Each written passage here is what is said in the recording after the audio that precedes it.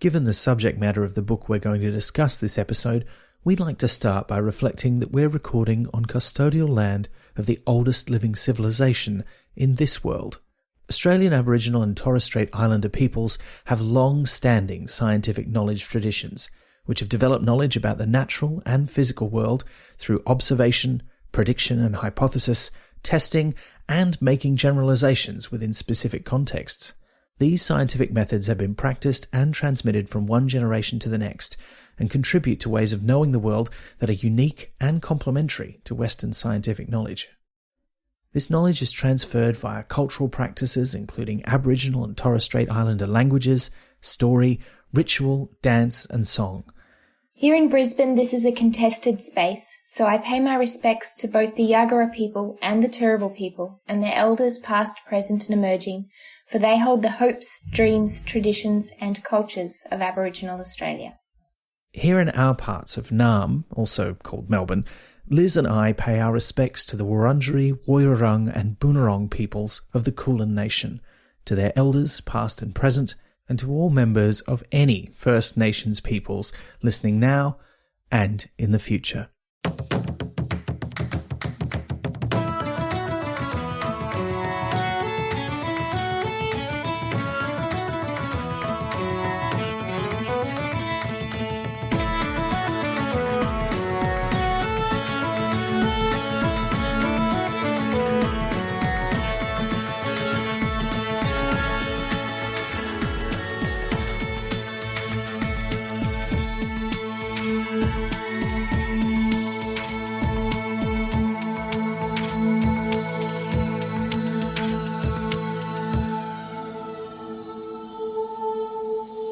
Hi, I'm Elizabeth Flux. I'm Ben McKenzie. Welcome to Pratchett, the monthly Terry Pratchett Book Club podcast. Each month we discuss one of Terry Pratchett's books with a special guest. This month we're reading Nation, which is kind of like if Lost was written properly. And the guest is Educator Dr Charlotte Pezaro. Welcome, Charlotte. Thank you. It's a pleasure to be here. It's a pleasure to have you. We don't often get doctors on the show, so it's always exciting when we do get one. I think we've only had, how many have we had, Liz? Maybe 3 or 4?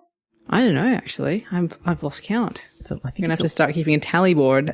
We should. Number of doctors. And your PhD is in pedagogy, is that right? Yes, sort of. So it's about the way that we teach science in particular and how the ways that we teach science impact on people's understandings of science and also the way that they make decisions and argue using science. I see. This is very interesting to me. This is stuff that I love. I love it. So we're very happy to have you here. And you made no secret when we started talking about this podcast that this is your favourite Terry Pratchett book. This is my favourite Terry Pratchett book, and I recently read that it was also Terry's favourite Terry Pratchett book, so I'm quite excited about that. It's an ode to science, and I really admire it for what it's trying to do. Right. Yeah. When did you first read it? I would have read this one not long after it came out. It's actually a book that I recommended in my courses that I taught at the University of Queensland for a long time, and that I was teaching those courses from about 2011, and the book was published in 2008, so it kind of been too long after it was published. In fact, I have a hardcover copy, so I must have got it pretty soon after it was published. Yeah.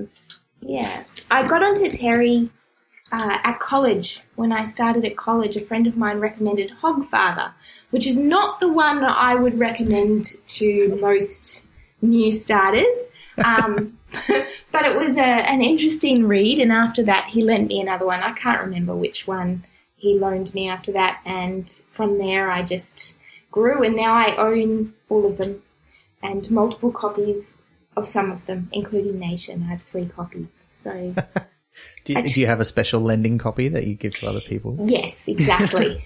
One of my friends recently returned because I went, I'm going to be on this podcast. I'm going to be on Pratchett. I'm recording Nation. Does anybody have any of my copies?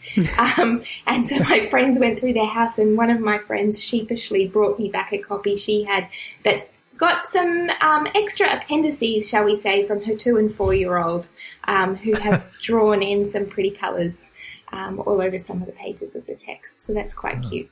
That might be my favourite copy now. I hope you can relay their insights to us as we discuss the book today. Yes. Oh, fantastic. Well, we should get into it because it is, I mean, despite the fact that it is described as a young adult novel, I shouldn't say that because a lot of young adult novels get quite deep, but it is quite deep and quite long, about 400 pages in paperback. So we should get into it, and we'll begin, as we normally do, with a reading of the blurb. On the day the world ends, Mao is on his way home from the boys' island. Soon he will be a man. And then the wave comes, a huge wave dragging black night behind it and bringing a schooner which sails over and through the island rainforest. The village has gone. The nation, as it was, has gone. Now there's just Mao, who wears barely anything, a trouserman girl who wears far too much, and an awful lot of big misunderstandings. Wise, witty, and filled with Terry Pratchett's inimitable comic satire, this is a terrific adventure that, quite literally, turns the world upside down. And I didn't know what to make of that bit of the blurb until I got through the book, and then I was like, oh, yeah, okay. See what you mean. Interesting. I got thrown by schooner because being from Adelaide, that is a measure of beer. That's true. I don't think you could drink a Sweet Judy full of beer. I reckon that priest could. Yeah, I reckon there's probably a few people who've tried. Yeah. Not to mention some of the characters in the book.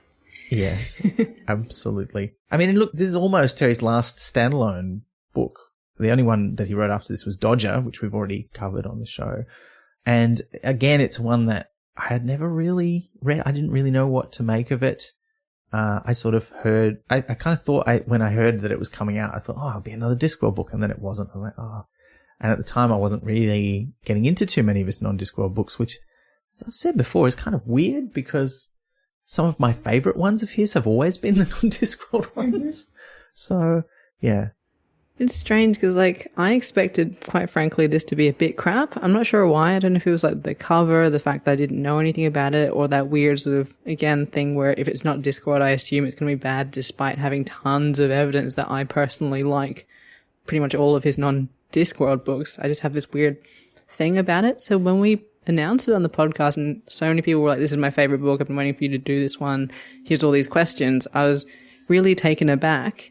And it was really fun to read. Like, it was just, and that shouldn't be a shock, but it was. So, I mean, I guess shame on me for assuming it'd be bad for no real reason.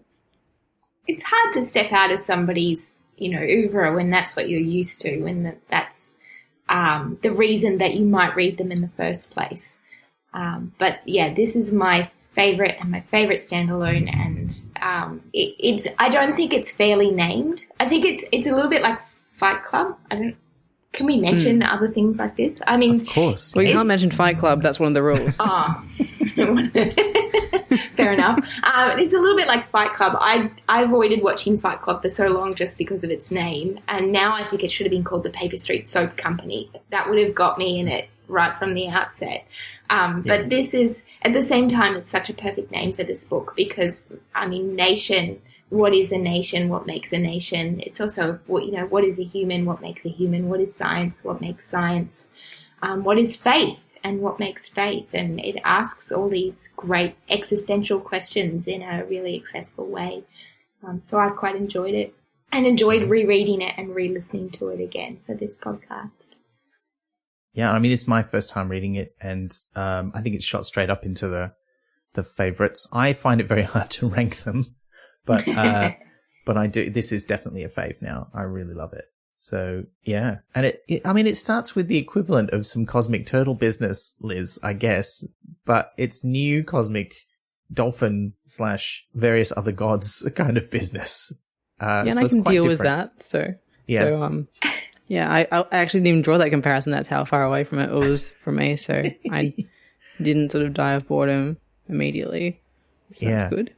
It's only a 2-page creation story. It's not an on and on and on. But you don't know that when you open the book and it starts. But I was like, is this going to be the whole book? But I wouldn't have minded because it was actually it was interesting. So Yeah, and I looked at a few things up. One of my favorite things is creation myths. I studied them in university a little bit, and I certainly don't know all of the ones in the world, but I've read quite a few. And this sounds like a real one, but it is an original creation, and it's very cool. But there are elements of it that are very definitely drawn from actual South Pacific Islander sort of beliefs. Stuff like, people's souls being dolphins and that kind of thing. It's beautiful. It's so wonderful. Mm. And it gives you a nice setup for the background. And I think it's a smart move to kind of just tell us the story, and then we don't need to be told it in the midst of everything else that's going on. We kind of have the gist of it already. Also, for people who've wandered into this confused, thinking it's a Discworld book, they're immediately shown that it's not, just as I'm not sure that's not the intention, but it is a good way to be like, no, if you were expecting Discworld, back away now, or brace yourself for something different. Yeah. But then we get straight into chapter 1. And again, this is a chaptered book for those who are always surprised by this development that Terry Pratchett does write books with chapters occasionally. This is a chaptered book. And chapter 1 is called, unfortunately for those of us living in 2021, The Plague, which talks about the Russian influenza. As far as I know, an entirely fictional pandemic. I mean, it's very much like the Spanish flu or indeed COVID-19. But it's awful. Like, a lot of people are dying from it. And that sort of sets up a part of the plot. And it was interesting that, this is what happens first. And I'm like, oh, is this book going to be all about people dying from plague? Because I'm really not about that right now. I could use a break. But thankfully, no, that's sort of just a setup for one element of the plot and to propel some characters off to find some other characters. But I enjoyed this a lot. Like, it's very Victorian cloak and dagger, steampunky kind of. I'm wearing a weird suit to protect me. And kind of the visual of that reminded me of 12 Monkeys, the Terry Gilliam film where they send Bruce Willis back in time to try and stop this engineered disease getting out into the world. And when you see them in the future, they're wearing these very grimy kind of, like a hazmat suit, but just weird and slightly wrong. And that's how I kind of imagined what do they call it? The salvation suit. Salvation suit, that's right. Yeah. I was like, oh, gross, but weird. And I loved that sort of immediate kind of, okay, well, this isn't the history that we're used to. I thought it was interesting that the boat was called the Cuddy Wren, because I looked up a thing about it and it said that possibly it's to do with a song that's about sacrifice. So, like, human sacrifice, which was interesting, because, like, they're going to send people off as some kind of human sacrifice or something, which it was not what it was, but, I mean, it kind of is interesting.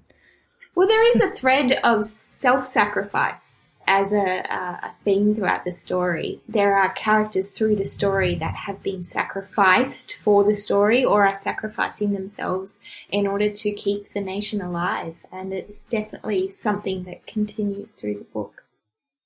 I do like the very visual nature of this chapter too.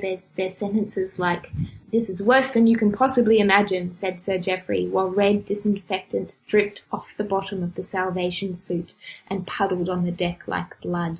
Like, it's not very nice for us at the moment in, thinking through what we've been going through, but at the same time, it's like thank goodness nothing, it hasn't got quite so Ebola-like or visual what we're going through at the moment. Yeah. I don't think, actually, just on that, it doesn't give any specific date, I don't think, but you kind of, the reference later on to specific scientists, I think they say that Darwin is relatively recent, so that kind of gives you a rough kind of, when was that sort of end of the... She shook his hand when she was a child, and he was famous enough for that to be impressive to her, but the grandmother who wouldn't like him would know about him. Yeah, so I guess that's kind of late 19th century. I'm forgetting my Darwin dates. This is terrible. How embarrassing. But he lived somewhere between 1200 and 1900. That's, but again, it's an alternate history. So set in an alternative history of our world in the 1860s. There you go. Okay, so that sounds about right. But then I was thinking, what kind of disinfectant did they have then? And was it really red? There's just little details that you're not sure if they're real or not, but some of them don't really matter because they're just so evocative. I like that. I like that a lot. It's probably just crushed up roses. Yeah. But this sets up the idea of the gentleman of last resort. What a great name. Sort of secret agents of the crown who are off to find the heir because the Russian influenza has killed 137 members or more of the royal family, and so they have to find the next in line to the throne. I'll be totally upfront. This comes up again later in the book, and I forgot that they had definitely said, yes, this guy is going to be king. I was like, oh, is he going to be king or is something else going to happen? And I was like, no, they told us right at the start. I totally forgot afterwards because I was so swept up in everything else that was happening. But yes, they're off to find the heir who has become a governor of some islands in the Southern Pelagic Ocean, not the South Pacific Ocean, because this is an alternate history. And they've got to find him because he is going to be the new king. And along the way, they might also find his daughter who was en route to meet with him in another ship, the Sweet Judy. And that's not a great place to be because once the gentlemen of last resort are aboard this ship that they've commandeered and offered a lot of money to send them there very quickly, we catch up with the Sweet Judy, which is in the midst of a tsunami, getting completely wrecked. And it's not good. And the first person we meet on board is the captain, Roberts, who I kind of love him. He's so barely in it apart from the memories of another character. And yet I found him he's just really, what's the word I'm looking for? Just so well drawn. I enjoyed him so much. That little thing where Pratchett always has these characters that, they form a little part of the story. They're in some corner somewhere. They're not really that important in the grand scheme of things. And yet he goes out of his way to make them very memorable. And he does that with pretty much the whole crew of the Sweet Judy who are featured, I think. But Roberts is great. How do you come up with someone coming up with their own hymns because they're that religious? Like, that's amazing. Yeah, that was cool. But that's quite a short scene. And we then go to a bunch of islands, now, I got a bit lost with the names of the islands. I think the islands where the nation are the Mothering Sunday Islands. Yes, but the ones so. that the governor is going to become king, he's governor of some neighboring islands, which have a different name, which is mentioned in the book, but I can't remember. Was it bank holiday ones? No, I think it's called the something else Sunday Islands because they're nearby. But they do go through that list later on in the book where they talk about all the ridiculous names they've given the islands, and there are some very ridiculous ones in real life. But no, we go to the islands and we find Mao, who is on the boys' island, doing his rite of passage. All the boys in his nation have to go to this other island where they basically it didn't seem like they had to do anything else. They just had to go there by themselves and survive for a certain amount of time, but they get left there on their own. So they also have to make their own canoe and an axe to make it with. Oh no, they leave the axe behind, don't they? So they use the axe. That's the secret. They have to make their own canoe and come home after having lived there and, got their own food and everything. And then they come home, everybody goes, yeah, you're back home. And they have a big ceremony and they get given their new man's soul. And they have a certain thing where they aren't supposed to scream. There's the thing with the knife where you don't scream. Oh, yeah. Oh. I read that a few times. I was like, oh, wait, okay, I see. Yeah, that was visceral. It was a nice way of putting it without getting too much into the detail, I thought. But he's on his way home after triumphantly deciding that the way he would show he was really good at this was burying his axe really hard into the tree on the island when he encounters the wave as well. And he manages to survive it, but when he wakes up after having survived the wave, he heads back towards home and can't see anyone. And this is this is the start of the book, and already, my heart was in my throat, and I'm like, oh no. Oh no, this is terrible. It took 100 pages basically for me to accept that there weren't going to be survivors. I was kind of like, oh no, any moment there's going to be like a bunch of people. Any moment now, and yeah. It's devastating. That idea of coming home and finding no one. I love the idea he talks about the silver thread that he can see that draws him into the future, and that thread breaking, and he can't find his footing anymore in the future. He can't see what's going to happen. That broke my heart so bad. I was just like, oh, no. The thing that really got me is the guilt he felt about the fact that everyone would have been on the beach for him because they were waiting for him to come back to become a man. So, I mean, if that was me, I don't think I would deal with that guilt very well, even though it's entirely not his fault. It was just, and they probably, even if they hadn't been all on the beach, it wouldn't have made a difference because it went all the way up. Because as he figured out himself, like even if they'd been running up, the water would have come around the other side and got them. But yeah, the fact that they were just all out there waiting for him, I think, made it that extra bit more tragic. Yeah. Oh man. And then the whole idea, like in the next chapter, when it starts with him sort of figuring out that that's it, everybody's dead, and he starts finding all the bodies, and then he goes into this sort of fugue dream state where he goes outside of himself and is kind of watching himself do the necessary thing of giving them all a burial in the traditional way, which is where they make a little cut to let the soul go out, which I thought was a beautiful little detail, and then bury them in the deep water and send them off. And it was just, and when he gets to the end of that, and he's like, I'm just going to do the last body, and then a voice speaks to him and says, no, you're still alive. And you realize that he was about to bury himself. And I'm like, oh man, this is full on. But it just felt, I mean, I wonder, Pratchett always writes so beautifully about grief and about loss and about death. And I think, though, this is possibly the most devastating of all of the writing that he's done about the topic. I believe this was written not long after he received his diagnosis. And I think he was confronting we talk a lot about the Discworld books and the way that death as a character is framed and his interactions with death. But I think in some ways this book was his way of working through some of that as well.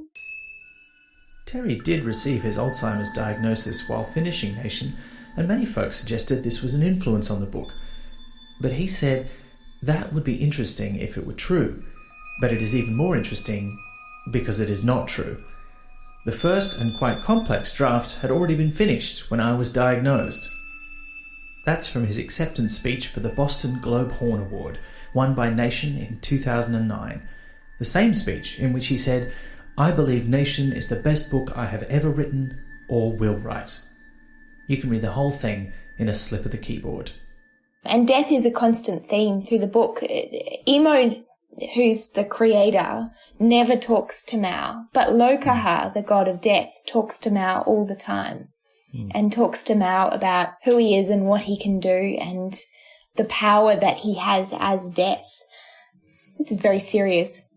Yeah, well, I mean, look, it's a serious book. It's a serious book. Although there are jokes even in this bit, and there's little details that come back later on. Like there's a bit where, he feels like he's in a dream. That's how he describes this part of the book. And there's one of the figures in the dream is a ghost girl who tries to talk to him, but he doesn't really understand what she's saying. And that's it. It's one line. And then, that character becomes a very major character and turns up very shortly after, which is pretty great. But yeah, it's, oh man. But this is also, where he first starts to hear the grandfathers in his head, the sort of the elders of the nation who've been buried up in a cave in the hill, or on the mountain, I should say. They've got a proper mountain on the nation. It's one of their claims to fame. They speak to him in his head in all caps, which is rude. They're shouting at him. They're always shouting, and they want him to keep up the traditions, and they're angry with him at first. I got off on a really bad foot with the grandfathers. I just hated them the whole time, which I'm sure is the point, because he's done all this work, he's gone to all this effort, and they berate him for not singing the death chant. He's like, well, I never learned it. I didn't know I was going to need it.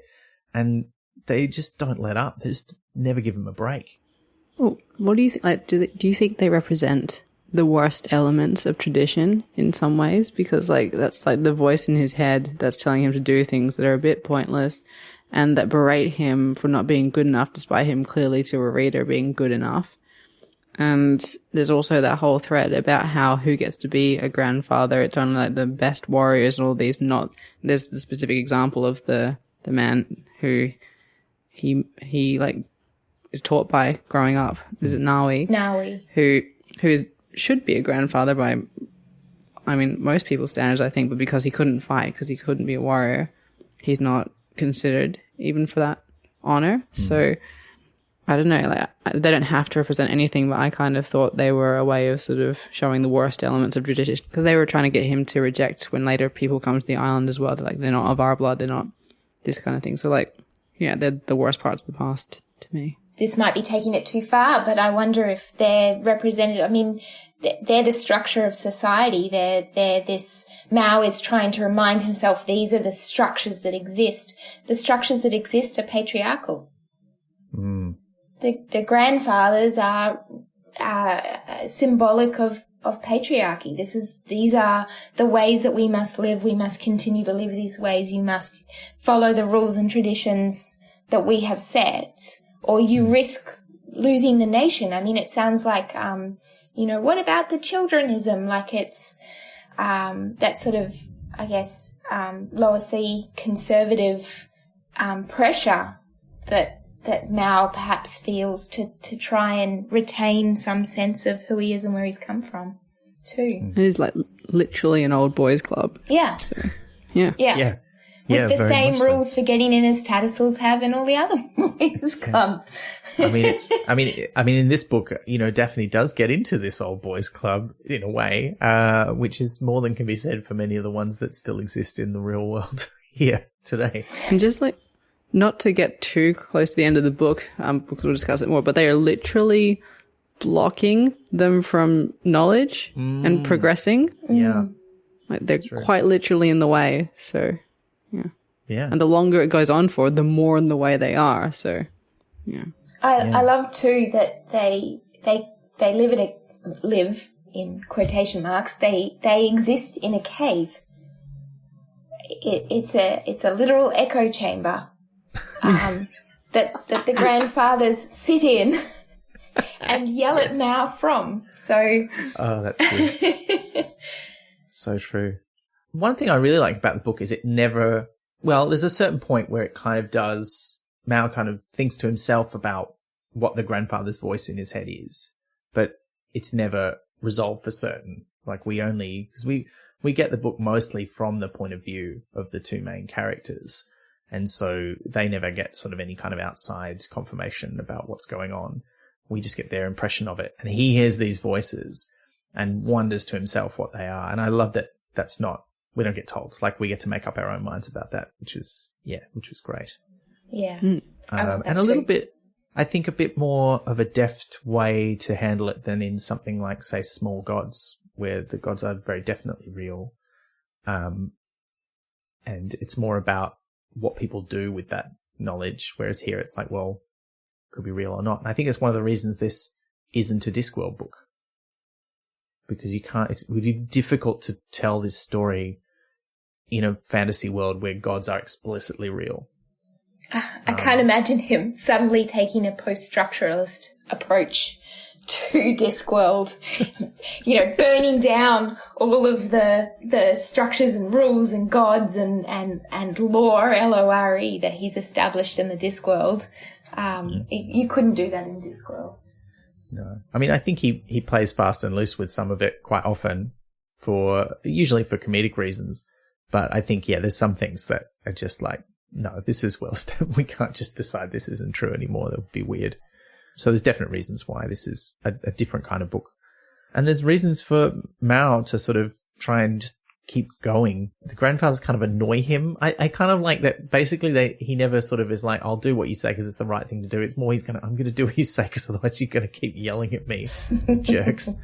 And the order in which he does things for them is very interesting too, because I think the first thing he really does for them is bring them beer. Even though they already have told him that they want him to rescue the god anchors, which is such a great phrase. And I love that there's never any more explanation for it than that, really. It's just what they call these stones that they use to make sacrifices to the gods. But it's such a good description, the idea that these are the things that keep the gods here. Oh, I love that.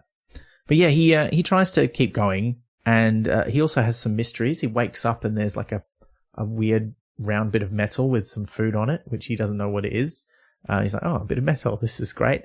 And then he goes off to look at what has become of the nation now that he's done this sort of horrible work, and finds this trail of destruction into the forest, which he doesn't immediately follow up on, but eventually does go back to find out what's caused this destruction. Clearly something has smashed through the jungle, and he eventually finds the wreck of this ship, the Sweet Judy, and meets this ghost girl who he saw while he was in his dream state. She's trying to dig a grave herself, although he doesn't really know that's what she's doing because they don't bury people and he's not seen a shovel before. Yeah, wow, it's such a tense meeting. It's not like, well, I guess it is like a few other meetings between, like, you know, a castaway and the person who lives on the island, but it goes very differently, and it seems much more realistic than a lot of these books, even though this is a comedy set in a parallel universe, because she gets freaked out and tries to shoot him with a pistol, but luckily for both of them, the pistol is wet, and so it does not fire. There's just some sparks. And he thinks it's a gift for making fire. He takes it. Which is such a beautiful kind of interaction. I really like that. And I was worried. I kind of, throughout the book, I was like, oh no, he's going to find out at some point that she was maybe going to shoot him. And then he does later on, and the way it works out is beautiful, I think. But yeah, what a great first meeting. Well, it's like the dread thing hanging over like any rom-com where they meet because like it was a bet or because it was a magazine article or something. Is that thing that's going to cause a complication later. I also really love that she was called a ghost girl because literally that's how she looks to him. But like in Cantonese, like white people are referred to as like guailo for men or guaimui for like girls and stuff. Guaipo for it's just like the different gendered ages for all of them. And so like I got called guaimui quite a lot because I look like one, and it literally means ghost girl. And I just found that, I wonder how many cultures that is literally the term. Well, I taught in a few different Aboriginal communities in Queensland, and one of them was Arakoon up on Cape York, and they talk about Karpatch, which means white nose. So we were part of the Karpatch people, with our white noses sticking in their business probably, but it wasn't meant as any kind of jibe or dig. Mm. It was just, that's how we're going to describe you. You have white noses. Done. Yeah. Yeah. It's just literal. Mm. The Wik people in Arakoon are the traditional custodians of an extensive area of land over the western Cape York Peninsula in northern Queensland. Wik-Mulkan is one of several languages spoken in this area. Well, because like Gwai kind of means demon as well, so it can be ghost demon. But yeah. Oh. And I think that actually Ataba, who's the priest who's going to turn up in a few moments, as one of the few survivors from the local area, talks about Mao as a demon boy. So we've got the ghost girl and the demon boy. Yeah. And they're somewhat of a pair. A match made somewhere, but probably not in heaven, I suppose. Yes. Yes. Match made in disaster. Yeah. In Lokaha's like area. Yes. Yeah, whatever that is called. Well, I mean, he sort of just hangs around this world, I think, is the kind of the nexus of worlds, as it turns out. We'll get to that. So they have met. He doesn't know who she is yet, but then the next chapter we get her point of view. Her name is Ermintrude. She is the one survivor from the wreck of the Sweet Judy. She is the daughter of the governor of the neighbouring islands. I shouldn't say neighbouring. That makes it sound like they're right next door. They're a bit far away, because he takes. I'm not entirely sure how long he takes to get there. I think it's at least months, right? Yeah. Several. It's 2 or 3 months. Does that sound about right? I think it was 2 months. 2 months. Yeah. They talk about. Yeah. Because she's there for quite a while. But I like that she immediately is introduced to us and then decides that she doesn't want to use the name that she's been given and decides she's going to be called Daphne. And I forgot. And there's a bit near the end where someone calls her Ermintrude and it is weird. And I'm like, yep, that checks out. That's weird. Great. But was everyone getting a blank slate in some ways? Yeah. But she, we've got Mao trying to make sense of this situation through the voice of the grandfathers, and she's trying to make sense of the situation through the etiquette that she's been taught. Like, oh, there's this boy on the island. He's the only other person here. I should invite him to come here because I need his help. For tea. To bury the captain, but I should invite him for tea first. But also, I need a chaperone to do it properly. Yes. And where am I going to find a chaperone? Maybe the dead Captain Roberts can be my chaperone. He's here after all. Yeah, yeah. Oh my God, those cards, the card she sends is amazing because, like, the joke that pays off later because she's like, do we just sign it on both sides? And I was like, oh yeah, I get to know what she wrote on the other side. I won't think about that too deeply. And then later she's like drawn a picture to demonstrate to him like what to do. But he like, because we get shown it, which is quite unusual. And I'm not sure if like Terry drew these himself. I hope he did. But there's a picture of him, like a stick figure, and the boat, and a big arrow pointing to the boat, which to us is like, yeah, come to the boat. He's like, oh, well, she wants me to come and throw a spear at the boat. All right, I'll do that. It's great. So good. It's just the best. And the way he describes it is just like, oh, there's just all these nonsense markings on one side, but on the other side there was a message. And you're like, yeah, so good. He can read important things like the water and the waves and the wind and the... Yeah, that was great. I love that. Yeah. But yeah, so he does turn So he up. throws a spear at the boat. Yeah. And I liked her reaction to that, where she just sort of is shocked, but then it's like, maybe he's just throwing away his spear to show he's unarmed. I love that they're both being very positive about this, and there's not like all this paranoia and fear beyond the, initially shooting someone, but it seems fairly... She's just been through a forgivable. mutiny and a tsunami. I'd be a bit shaken up. Yeah, I think under the circumstances, we all forgive her for that, and we're just glad that it all worked out. He does deliver some beer to the grandfathers before he goes. He's got enough time to do that. And then there's the great sequence where he's drinking the tea and eating the terrible scones made with the sort of horrible weavery flour. It's Lobster just like, flour. Oh, She's yeah, crying because the bread is bad. Yeah, wow. It was so good. But he does help her bury the captain. He does it in the nation's way by giving him the little cut and burying him in the water. But then his hat bobs up to the surface. And I love that it's Daphne who says, no, don't let it get away. He wants you to have it, which is probably like, it's an early indicator. I just thought it was beautiful that she said that, because up to that point we had no real inclination as to her feelings, spiritual or otherwise, but she clearly has some. Later on we find out that she's a bit disdainful of the organized religion she's been forced to sort of endure by her grandmother. But yeah, it's just a beautiful moment, except that she then nearly drowns herself by going out to try and get it, because clearly she doesn't know how to swim, which I think tracks for a young woman of that era, particularly a noble woman would not be taught how to swim. So you don't need to swim. Men can do that for you. Well, I mean, to be fair, most sailors and pirates didn't know how to swim either, because if you fell over the boat, you weren't going to be able to swim anywhere where you were going to survive. So You can swim back to the boat, though. Don't they have ropes and stuff? You throw the rope down, they climb the rope. Yeah, it's true.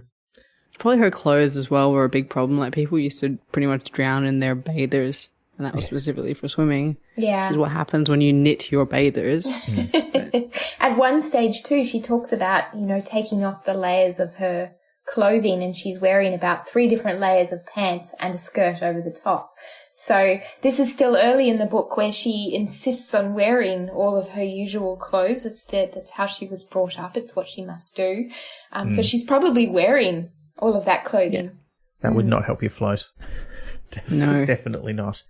But, Mao dives in to save her. He kind of debates about it to himself a little bit. It's like, surely he's confused that someone would go into the sea and not know how to swim. But eventually he's like, okay, she's not coming out by herself. I better go save her. But he, still very tired and worn out from all of his exertions, almost drowns as well, and has that moment where he's like, no, I'm not going to give in. I would then get to rest, but I'm not going to do it. And he brings her back onto the shore. And it's just, it's one of several moments in the book where you just really feel, I don't know, like, Pratchett, like I said, he's always got these great things with death and grief, and he understands it, but Mao's continuing fight just to want to stay alive and carry on in the face of this enormous tragedy and incredible trauma just feels so real to me and really struck me every time.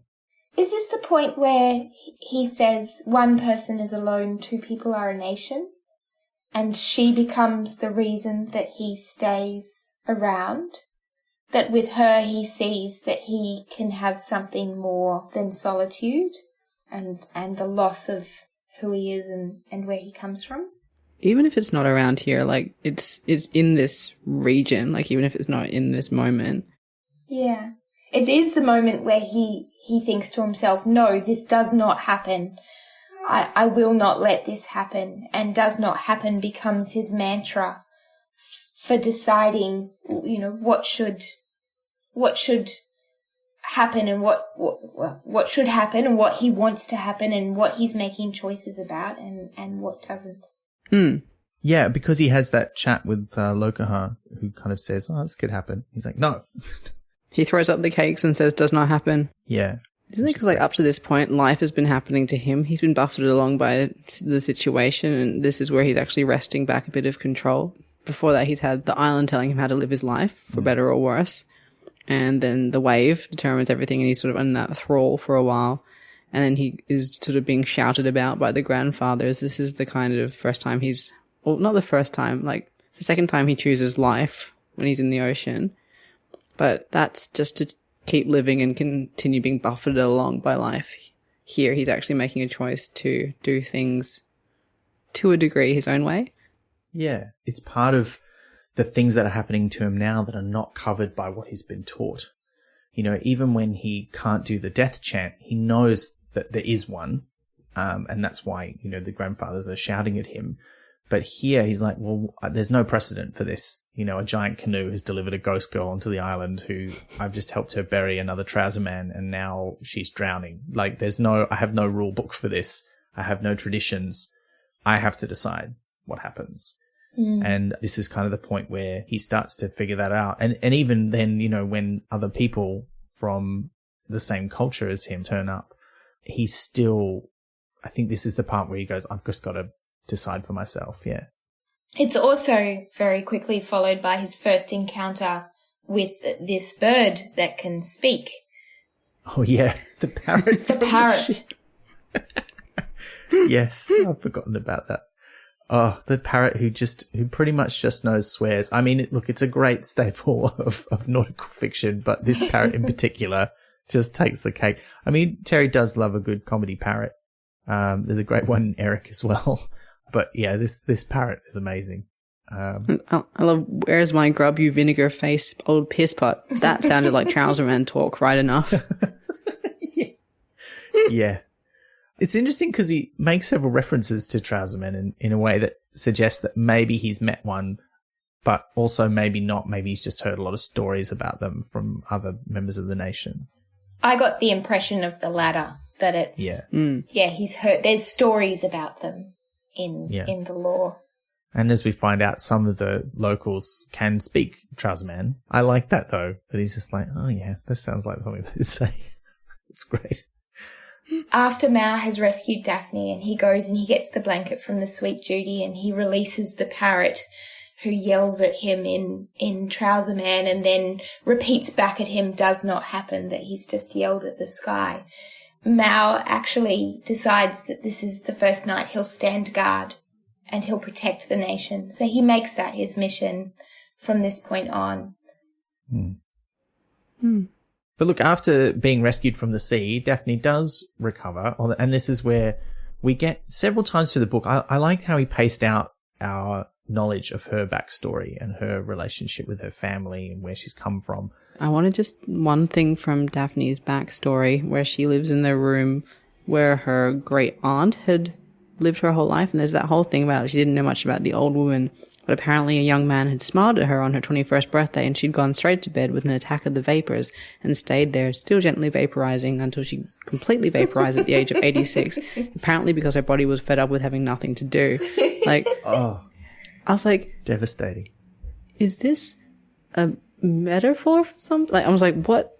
Like, is that a story she's been told or is it literally like what happened? Like, what's going on there? The opposite of what happens on Bridgerton. Yeah. Yes. Very much so. Like, did she genuinely just swoon herself into being a shut-in?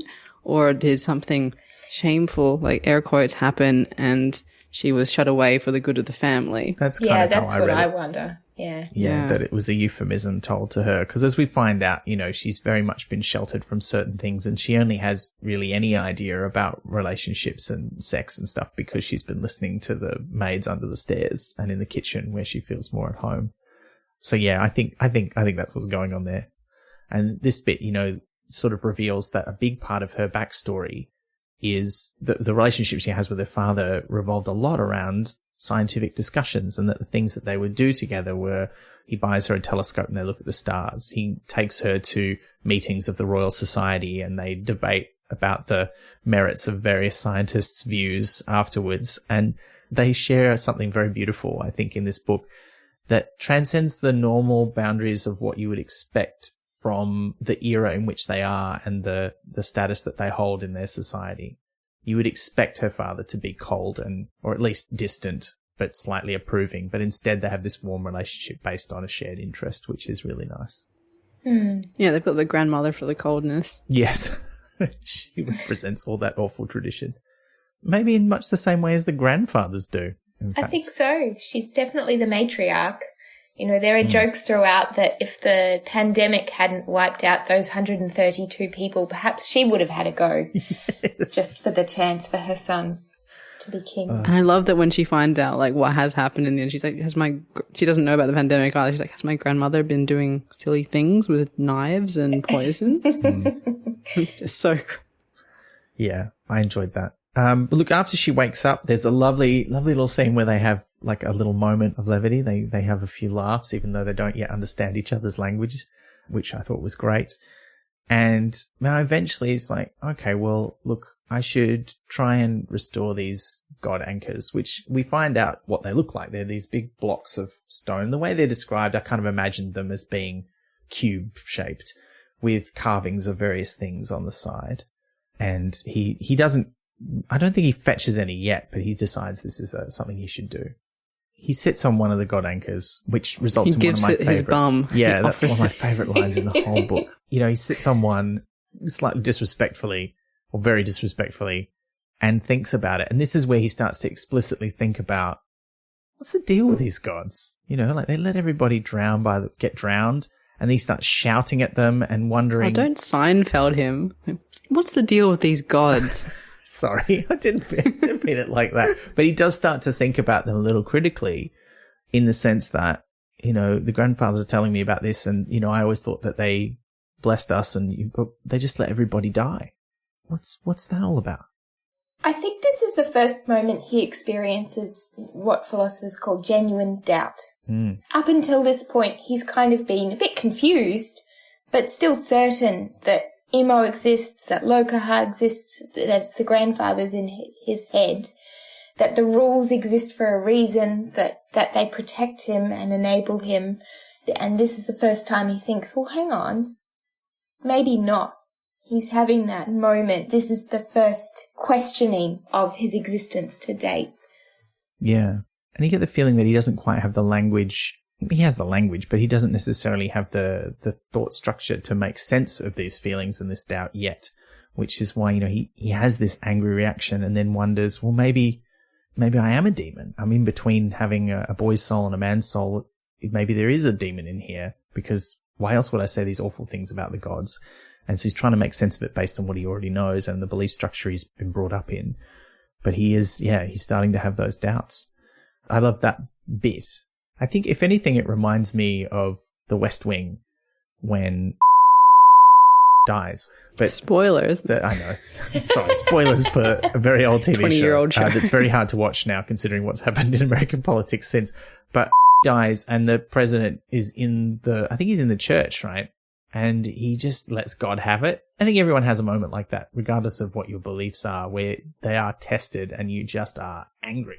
Whether that is religious or whether it's about, when you first start to realize that the systems and the structures of our culture are unfair and that there's injustice that's systemic, and you realize that and you're like, but that's not okay. And I often see it as this reawakening of the keen sense of justice that young children and young people have.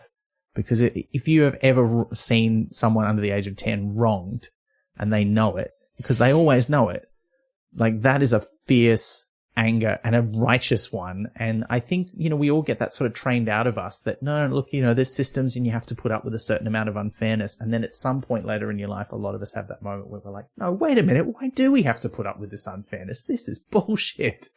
And this is Mal going through that stage, which I love. So relatable. So good.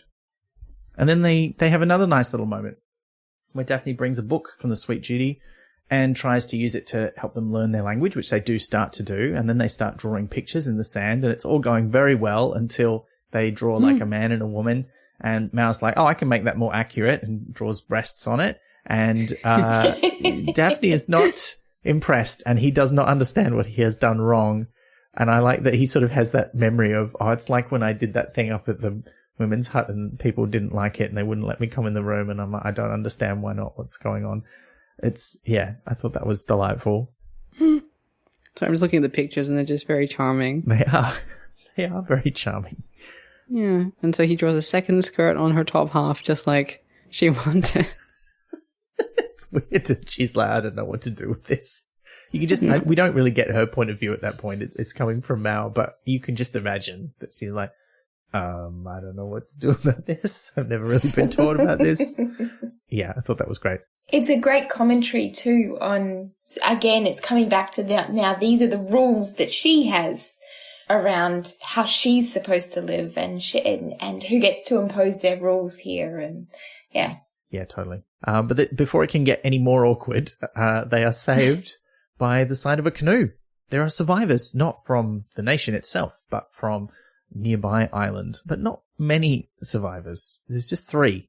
There's an old man, a priest named Ataba, and there's a woman who does not speak and who for most of the book is known as the Unknown Woman, because nobody knows who she is or exactly where she's come from. And she has a baby with her. And this is a bit of a crisis. But first of all, Ataba sort of demands to meet with the chiefs or an adult, and Mal's like, no, it's just me.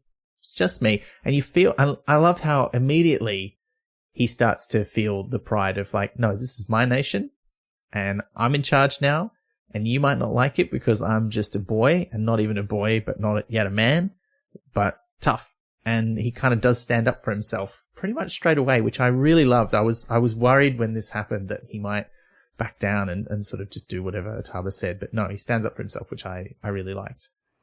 Because he's not just himself, he's the nation, so. Yeah. And he argues with the priest, like he carries on his sort of moment of doubt into a full-on sort of theological, philosophical argument with the priest, who doesn't really come up with any good answers for Mal. He kind of relies on dogma. I think his answers get better a little bit later on, but Ataba never really acquits himself that well, I don't think, in the consoling someone stakes.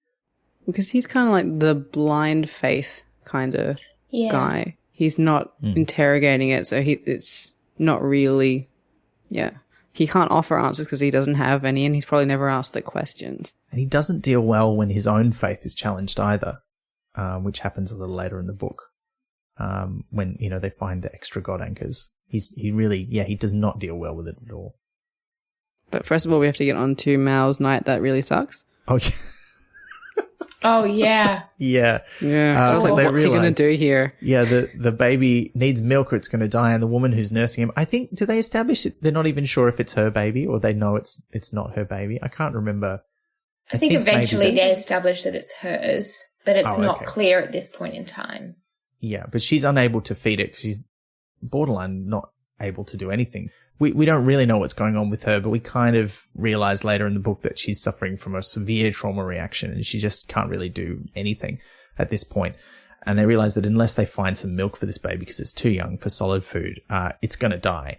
And Mal takes this on as a quest, basically. And he's like, right, that's not going to happen. Does not happen. His mantra comes back and he comes up with this amazing plan. Like, I did not know how he was going to do this. And as I was reading it, and it's not that long a section, it's only like about 3 or 4 pages, but I was just like, okay, you are now my top 10 literary heroes of all time. Like, this is one of the most amazing things anyone has ever done in any book, because does someone else want to describe it? I don't want to have all the fun.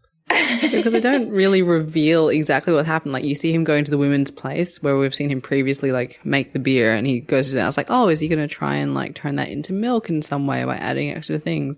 But he does that, and he's talking about how spears aren't useful against pigs and things at any point. I was like, oh, well, he's just, like, padding that out with some, like, nice phrases. But then he takes the beer and he leads it out there and he finds a sow, and then he rolls around in the mud, and then suddenly it's the next, like, he's running past all the people on the beach now. He gives them a milk and he goes straight into the water to wash all the stink off him. And we're not quite sure what has gone down. Well, and I was like, and then he avoids Daphne a bunch the next day because he's embarrassed or ashamed, and she slowly figures it out. And I thought that maybe he was, like, embarrassed because he was, like, feeling bad because he, like, killed the sow and, like, drained its milk or something like that. But no, it's so much more wholesome yet horrifying than that. And she's like, Yes. yeah. and she keeps being like, oh, it's good, yuck, as she's, like, explaining. She's like, you can't do, and she's squeezing the teats, making these kinds of motions. You can't do this with a pig. So you must have done. Yeah. Yeah. Oh, man. I mean, I think I followed it at the first bit because I think, even though you're right, it's just not explicit. I kind of did go, oh, God, is that really what he's going to do? And then He gets a big drunk. Yeah, It's gets so the good. drunk so it doesn't notice too quickly. And you're like, oh, God. And then when he comes back with the milk, Daphne thinks to keep it cold by sticking it in the stream in the cold water to keep it for longer. And, you know, you're like, okay, great. There's a bit of milk there, but there's only enough for one day. And when they go, gonna need some more milk, I'm like, oh, no, please don't make him do it again. I had the same horror. I'm like, is this going to be the rest of the book? Like, every night he goes out Yeah. and does this thing. Oh, man. I do like the way Daphne describes it when she's sort of talking about his effort and how, you know, I think, like, even though it was gross, it's, like, probably one of the more heroic things that anybody has ever done, even though, you know, it's not what you would see knights doing in the King And then the Arthur or grandfathers try to shame him over it. Yeah. this is that I lost all respect for them by that point. I'm like, I don't care who you are, get out. Like, well, I'm not on team grandfather now. I mean, not that I ever was. They're more about pride and seeming good than actually, like, helping a baby survive, which is, you know, the starkest thing It's gross. you can do. Yeah. Yeah. What jerks. What jerks. But he's saved from having to do it again because other people are arriving. And Mao's sort of thought that this might happen after the first people arrive. Because he's like, oh, well, there's, you know, we've got a fire, so people would see our smoke and know this is a good place to come. And he also argues with the grandfather some more. And this is where he has that great moment where he starts to think about them. He says, oh, maybe they're just like parrots. They just say what I'm thinking back to me. And I think that's as close as we get to him sort of thinking it's just a different part of my own voice, which I think is one of the explanations that we could have for them. It doesn't quite explain everything, but I think, yeah, that's sort of where he's going with that moment. But then Daphne has her moment to shine because the new people who arrive at the island include a pregnant woman, which I didn't put together until afterwards that, oh yeah, that's going to solve his having to milk a hog problem. But suddenly she has to help deliver a baby. Problem. Yeah. You know, just the one that we all at some point in your life have to grapple with. Oh no. Yeah. It also like solves another problem because one of the new men who've arrived can speak trouserman and so can translate for them. And the woman who has a baby knows like all of the women things and can use the women place. We should introduce them. So the pregnant woman is Carle. Her husband is Milo, the strong silent one. And the one who speaks trouserman is his brother, Pilu. They take her up to the woman's place. And the men are like, oh, I don't know if we should go in there. And the women are like, absolutely not. No, you shouldn't. And I was like, well, I'll help a little bit. I can go in a little bit because I'm not a man. But no, he's not really supposed to go in there either. And this is, when I was sort of going back over this for my notes, I was like, surely this is where we really get an idea of what happened to Daphne's mum. Because Daphne's not there immediately. She's up at the Sweet Judy and Mal has to run off to get her. And there is a reference, before this point, we do know that her mother has died, but we don't know the circumstances yet. We know something about they, like they aren't coming back. Yeah. And we're not sure what that means. Yeah. Yeah. She agrees to help, and she sort of grabs the nautical medicine manual, which is mostly about how to saw things off without killing someone. Which does come in handy later. Yeah. I mean, look, that's a very useful skill. I think we can all agree. Would you say, Liz, was that a large part of medical training? Well, 100% of it. Like, didn't learn anything else. Look, it's a useful skill. But she does help. She does help with the birthing. And I love it that, you know, they want her to sing the song, which is like a recurring theme that they use songs as ways to convey knowledge or to help people. And she doesn't know the birthing song, of course. So she just sings another song, which is Twinkle, Twinkle, Little Star. And you've got Pilu outside, like, trying to translate this for the others to say what it means. And he complains about how hard it is because, you know, it's a song and it's metaphorical and he's trying to figure out what it means. And the way they interpret it as being a powerful song about the future of the son who's being born was beautiful. I loved it. And so they talk about what he's going to be called and reject the name Twinkle. He'll be, yes, like a star guiding people in the dark. And I love that, like, basically you can read in pretty much any interpretation you want onto anything if you really, really are determined. If the situation is right. Yeah. Well, did anyone sing any songs at your births? No one sang any songs at my birth. But if I ever have a child, I'm tempted to sing Twinkle, Twinkle, Little Star to it now. It's very auspicious.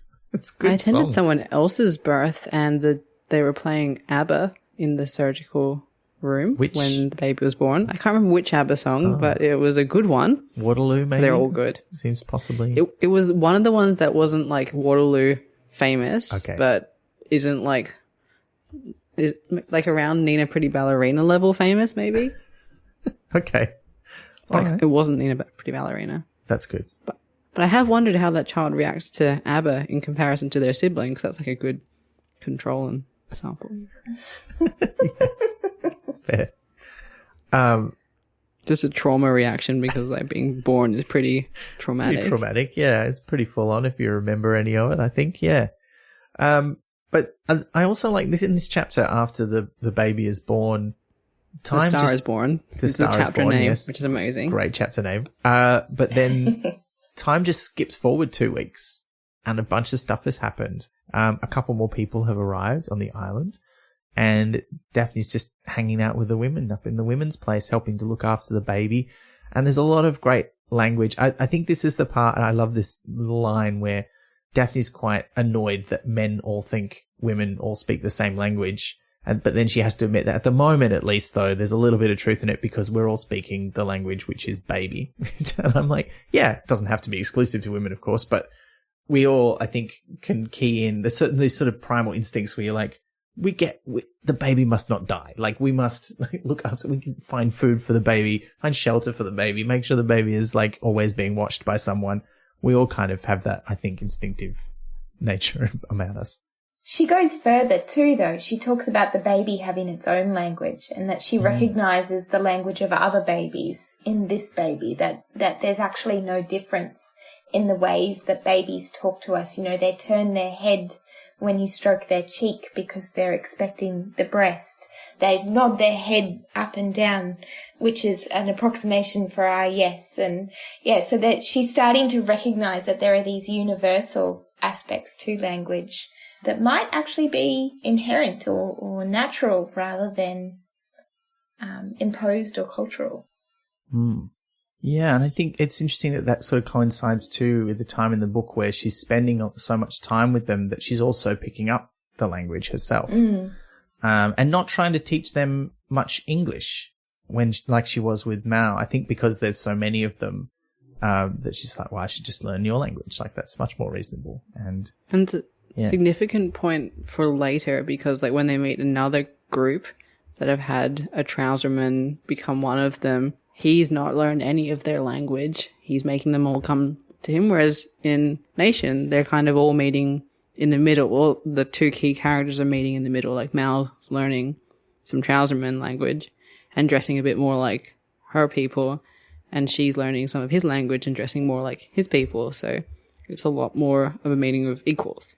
I think too she's we see her sort of approach at the beginning of the book. She's approaching Mao with this kind of arrogance. No, she doesn't know that she's arrogant, but she assumes that her way of living is the right way of living and that her knowledge is superior and her language is superior. And there's this assumption of superiority, and she kind of throws that away as she learns more about life on the island and being a part of the nation. And that other person never loses that arrogance, never abandons that superiority.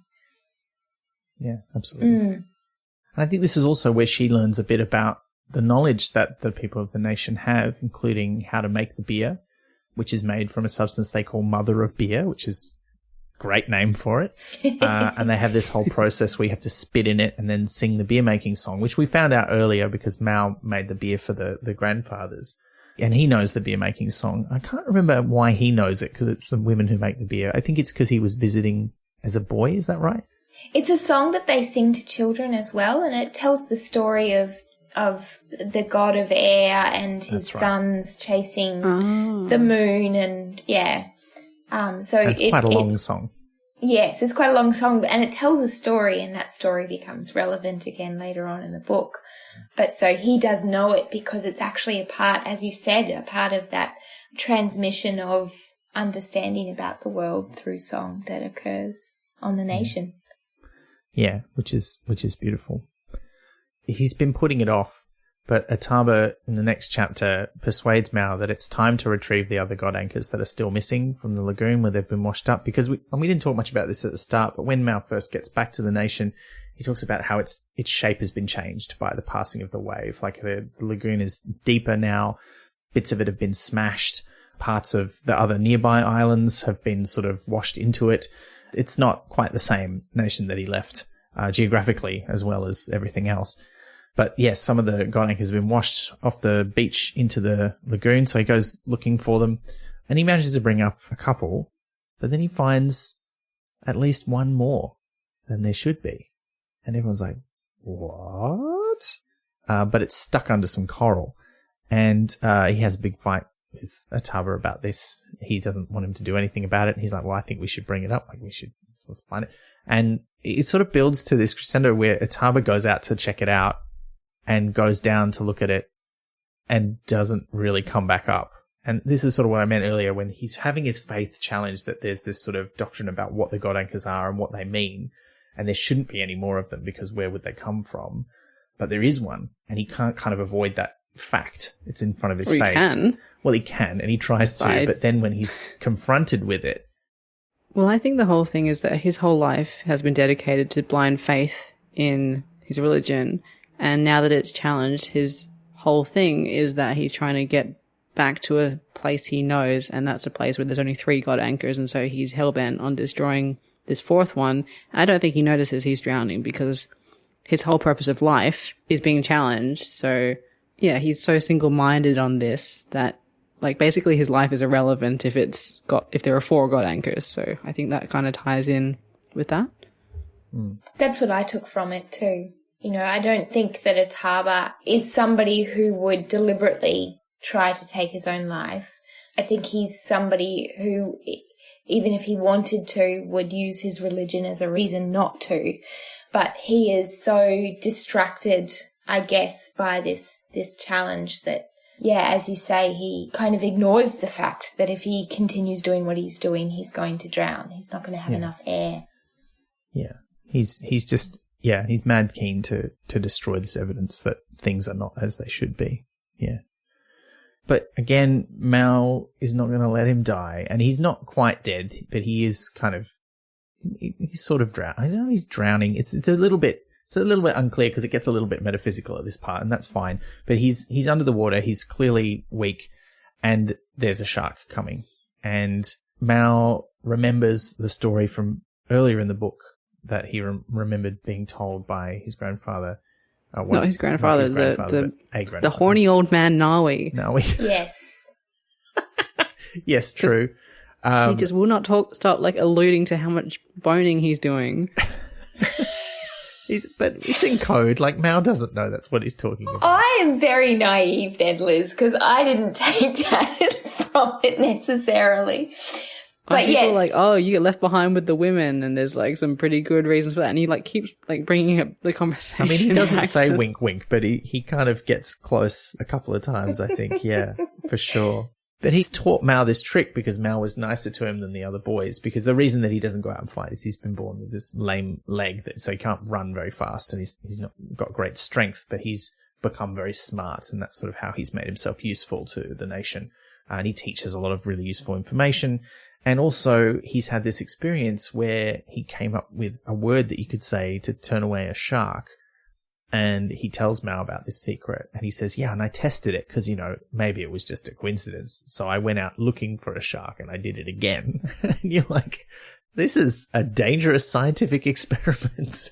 And he definitely came back and told the women about it for reasons.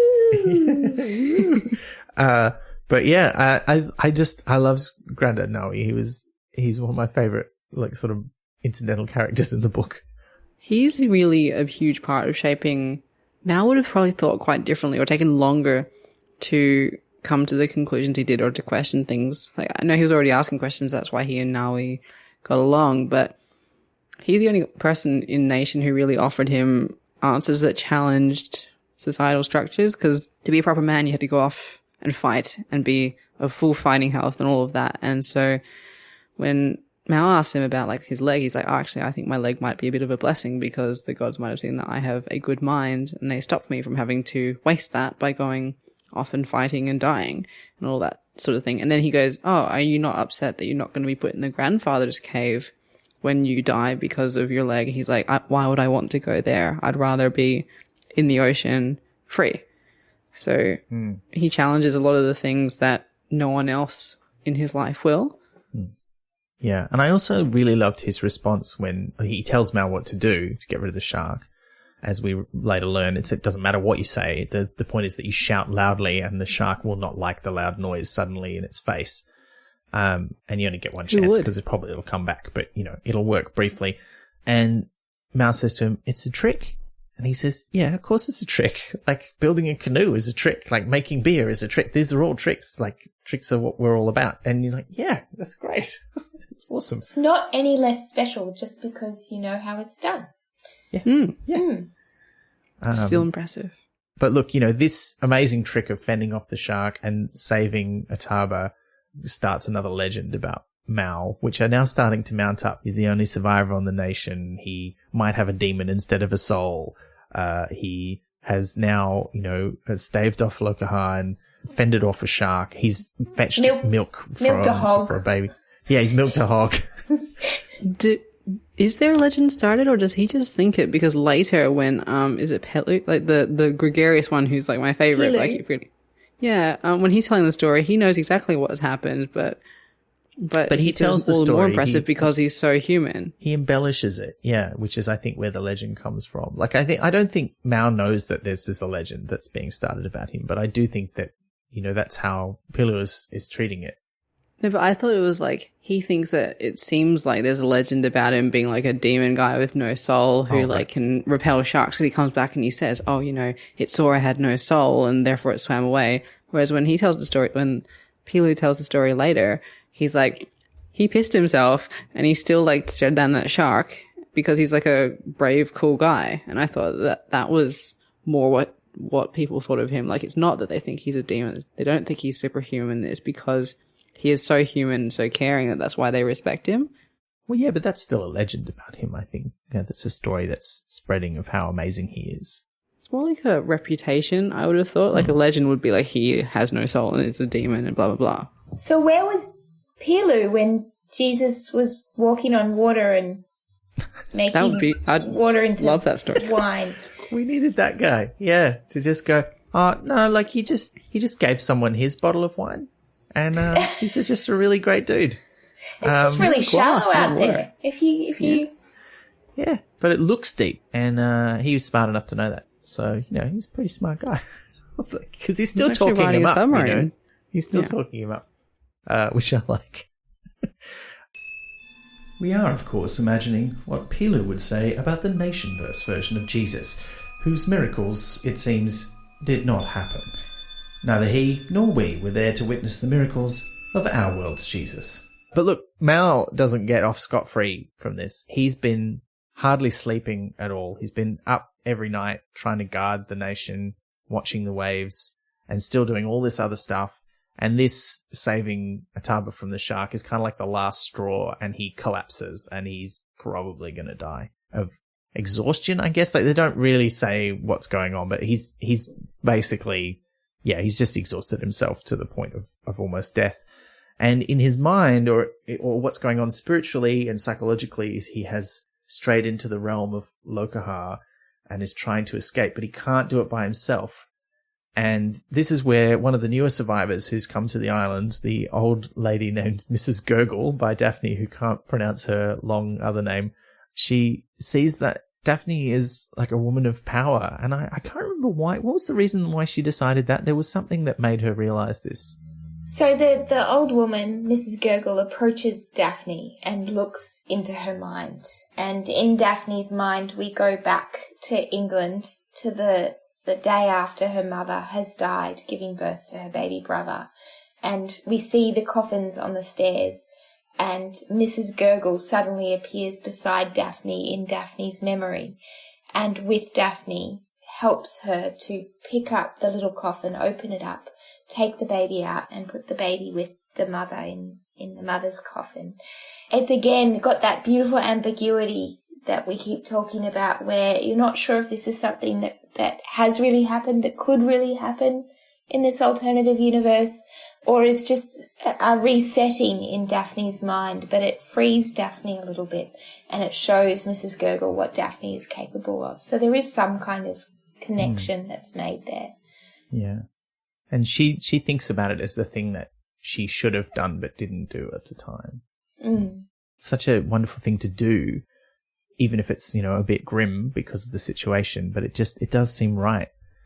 But because of that, she sees that she is a woman of power, and it's like, you have to go into Lokahar's domain and bring him back. And to do that, they're going to have to make her die. And I like that she says, is this going to work? Is it safe? And they're like, I don't know. And no, it's definitely not safe. It can either be safe or effective. Pick one. Yeah.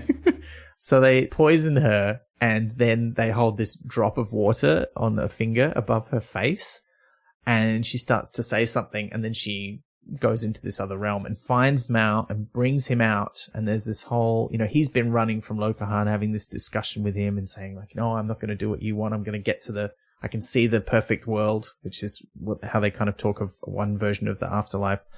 And I'm going to get there, but then, there's Lokahar chasing after him and is all around him. And then Daphne turns up and says, no, you're going the wrong way. You've got to go back this way. And they manage to escape. And then she wakes up and the drop falls on her face. And it's this great thing, like, it can take forever. It's like a dream, but it only happens in a split second in the real world. It was great.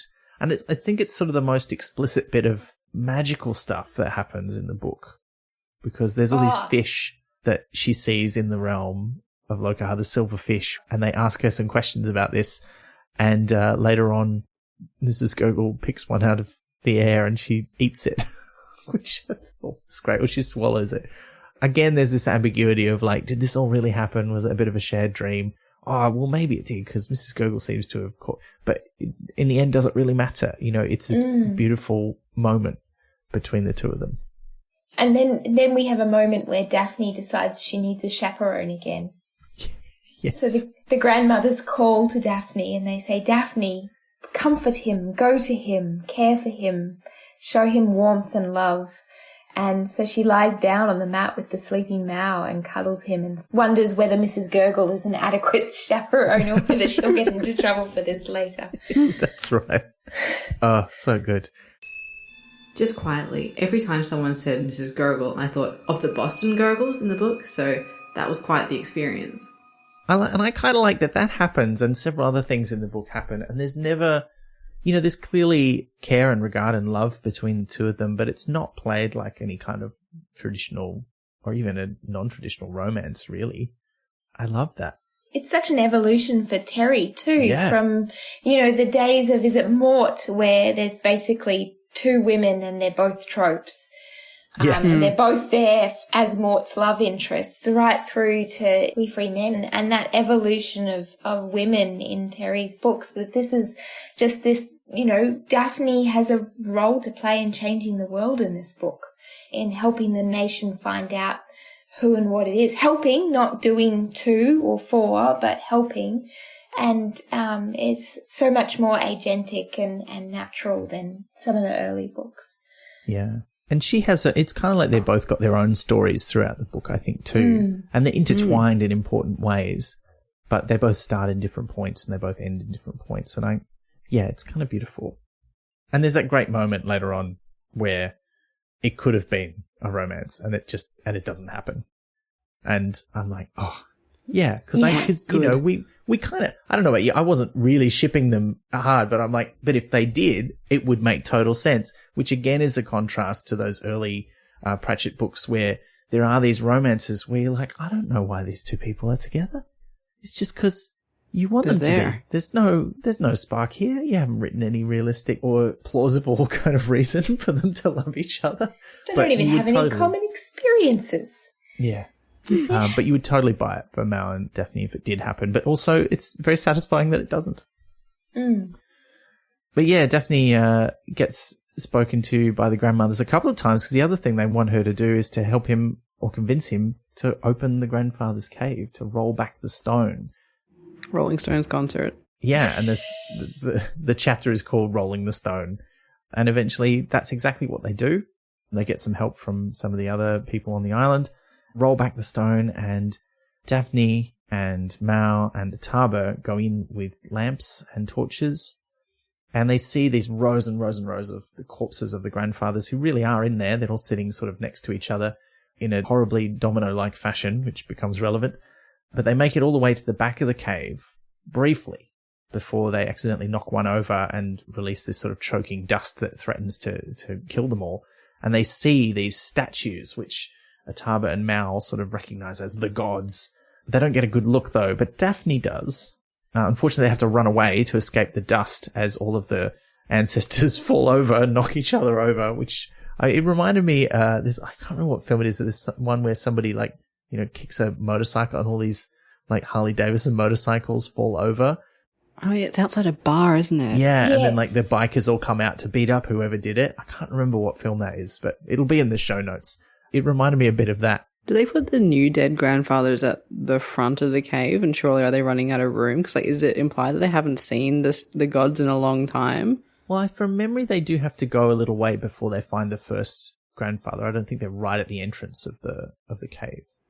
Okay, so there's, more room for dead grandfathers available. I guess okay. So. And possibly they could go further back, too, I guess. But I think But the point is they haven't seen the stuff in generations back at the back. Yeah, exactly. And I guess if every one of those grandfather represents one generation, and I can't remember if they give a number, but it seems like there's at least 100 of them in there, or at least 50. It's a lot. So it goes back quite a long time, which becomes important later on. But they also see more of the white stone. The steps inside the cave are made out of the same white stone as the god anchors, which is oh, this is a bit weird. So there's something odd going on.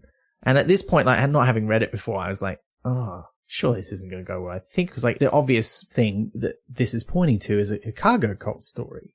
Europeans came here before, they built a bunch of stuff, and you're like, no, it's not going to go there, is it? And look, we'll get to where it goes later on. But I was a little bit worried, but not very worried, because I was like, no, I don't think that's what's going to have happened. This is going to be something more interesting than that. So anyway, we don't get any answers there. But on the way out, Ataba falls over. He's struggling to breathe. So Mal carries him out of the cave. And when they come out, they find that the other islanders who are waiting for them are not alone. There are two trousermen there. And not any two trousermen. They are two members of the crew of the Sweet Judy who were part of a mutiny and got put into a boat over the side. And they have guns. And they do not look very friendly. And Daphne sort of talks to them and tries to convince them that maybe, they should just take her as a hostage and leave everyone else alone. But then Ataba wakes up from having come out of the cave, charges them, and they shoot him dead. It's one of those moments in a book where you're just like, oh no, everything's going to go wrong now. This is not good. And it doesn't quite not everything goes wrong, but the incident was necessary to spark off the rest of the plot. But do you also think that Priest had to die at this point in the story? Because where could his character have gone after being confronted with the fact that the Godstones aren't what they really are, and that his whole life is built on a lie? Because I think if he'd survived, the rest of the book would have just been him freaking the fuck out the whole time. I think he had to be killed off, because otherwise he'd been too challenged in his ways. Finding out one more made him nearly drown himself trying to destroy it. This would have, that's why he charges the trouserman, I think, because he's just not with it right now. Well, I think he's inspired by what he's seen. What he's seen has just confirmed his beliefs for him. Whether or not they should have been, that's what he's chosen to interpret down in the cave. And so I think when he charges Palgrave and Foxlip, he's actually inspired by that. But I think you're right. It hadn't occurred to me before, but I think you're right. In some ways, if he had continued in the book as a character, managing his reactions and his behavior would have been a challenge for the author. So I do really like your interpretation that he's charged up with confirmation at that point, because I think that makes a lot more sense for why he acts like that in that moment. And it's a kind of nicer place for him to be in when he dies, I think, as well. Yeah, and I mean, that's how it's described in the book. He's charged up with the memory of the gods and the confirmation that he's right. So yeah, it's quite a moment for him, and then it all ends in horrible tragedy. But then everyone sits around and drinks a beer and it's fine. Yeah, but I think also Mao's reaction to it. Beer solves all problems.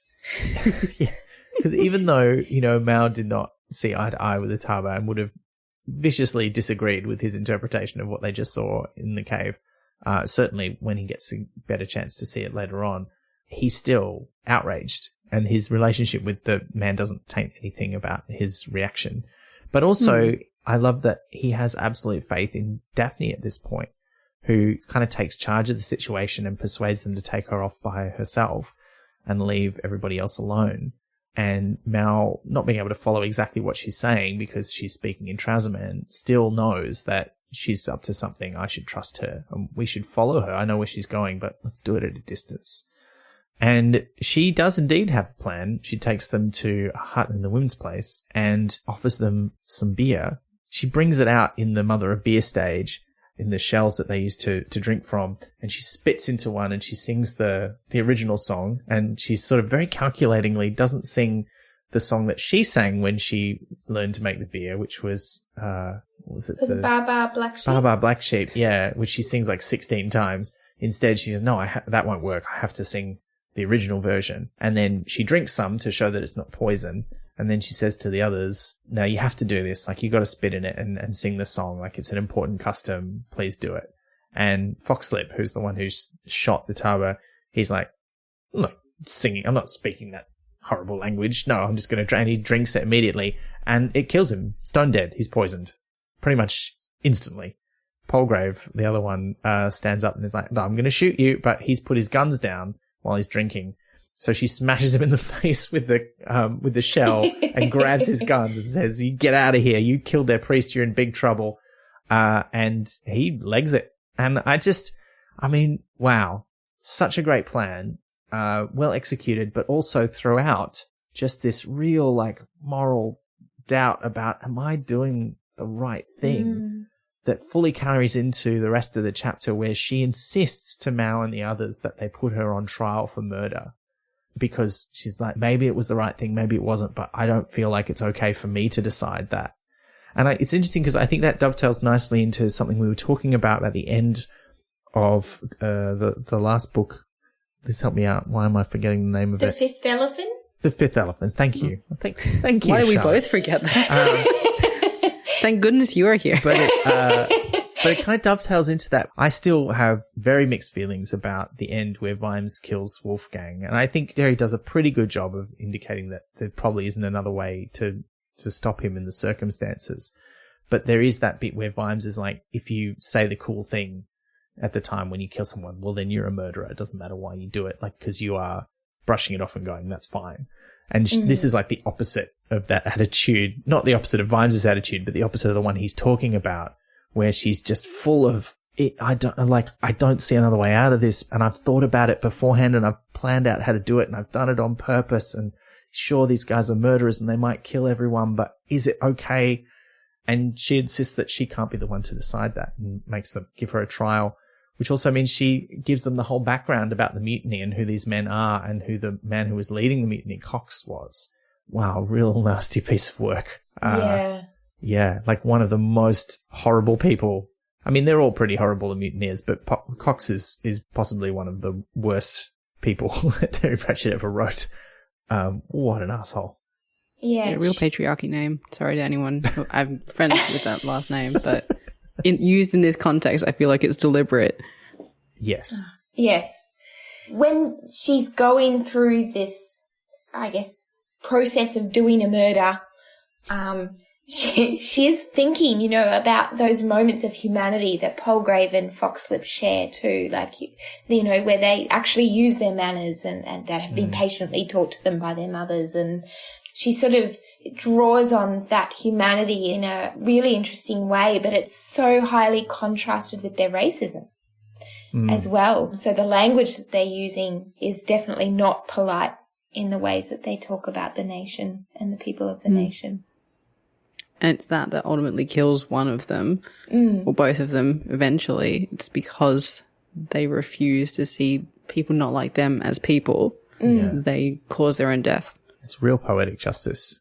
As much as, you know, Daphne feels like it's mediated by her, so she has culpability. Yeah, it feels like really, you know, in a way, they hoist on their own petard of racism and disregard for other people in general, in fact, because they also don't ever really see her as much of a threat. Although they, you know, there is that whole bit where they're like, oh yeah, no, we don't trust you. And there's the whole, you know, Princess Bride style thing. Oh, you thought you're not stupid enough to put it in my cup. I'll put it in your cup. Like, yeah, I thought that was a nice touch as well, that she outsmarts them. And it's not because they're like, oh, you're just a little girl, you can't hurt us.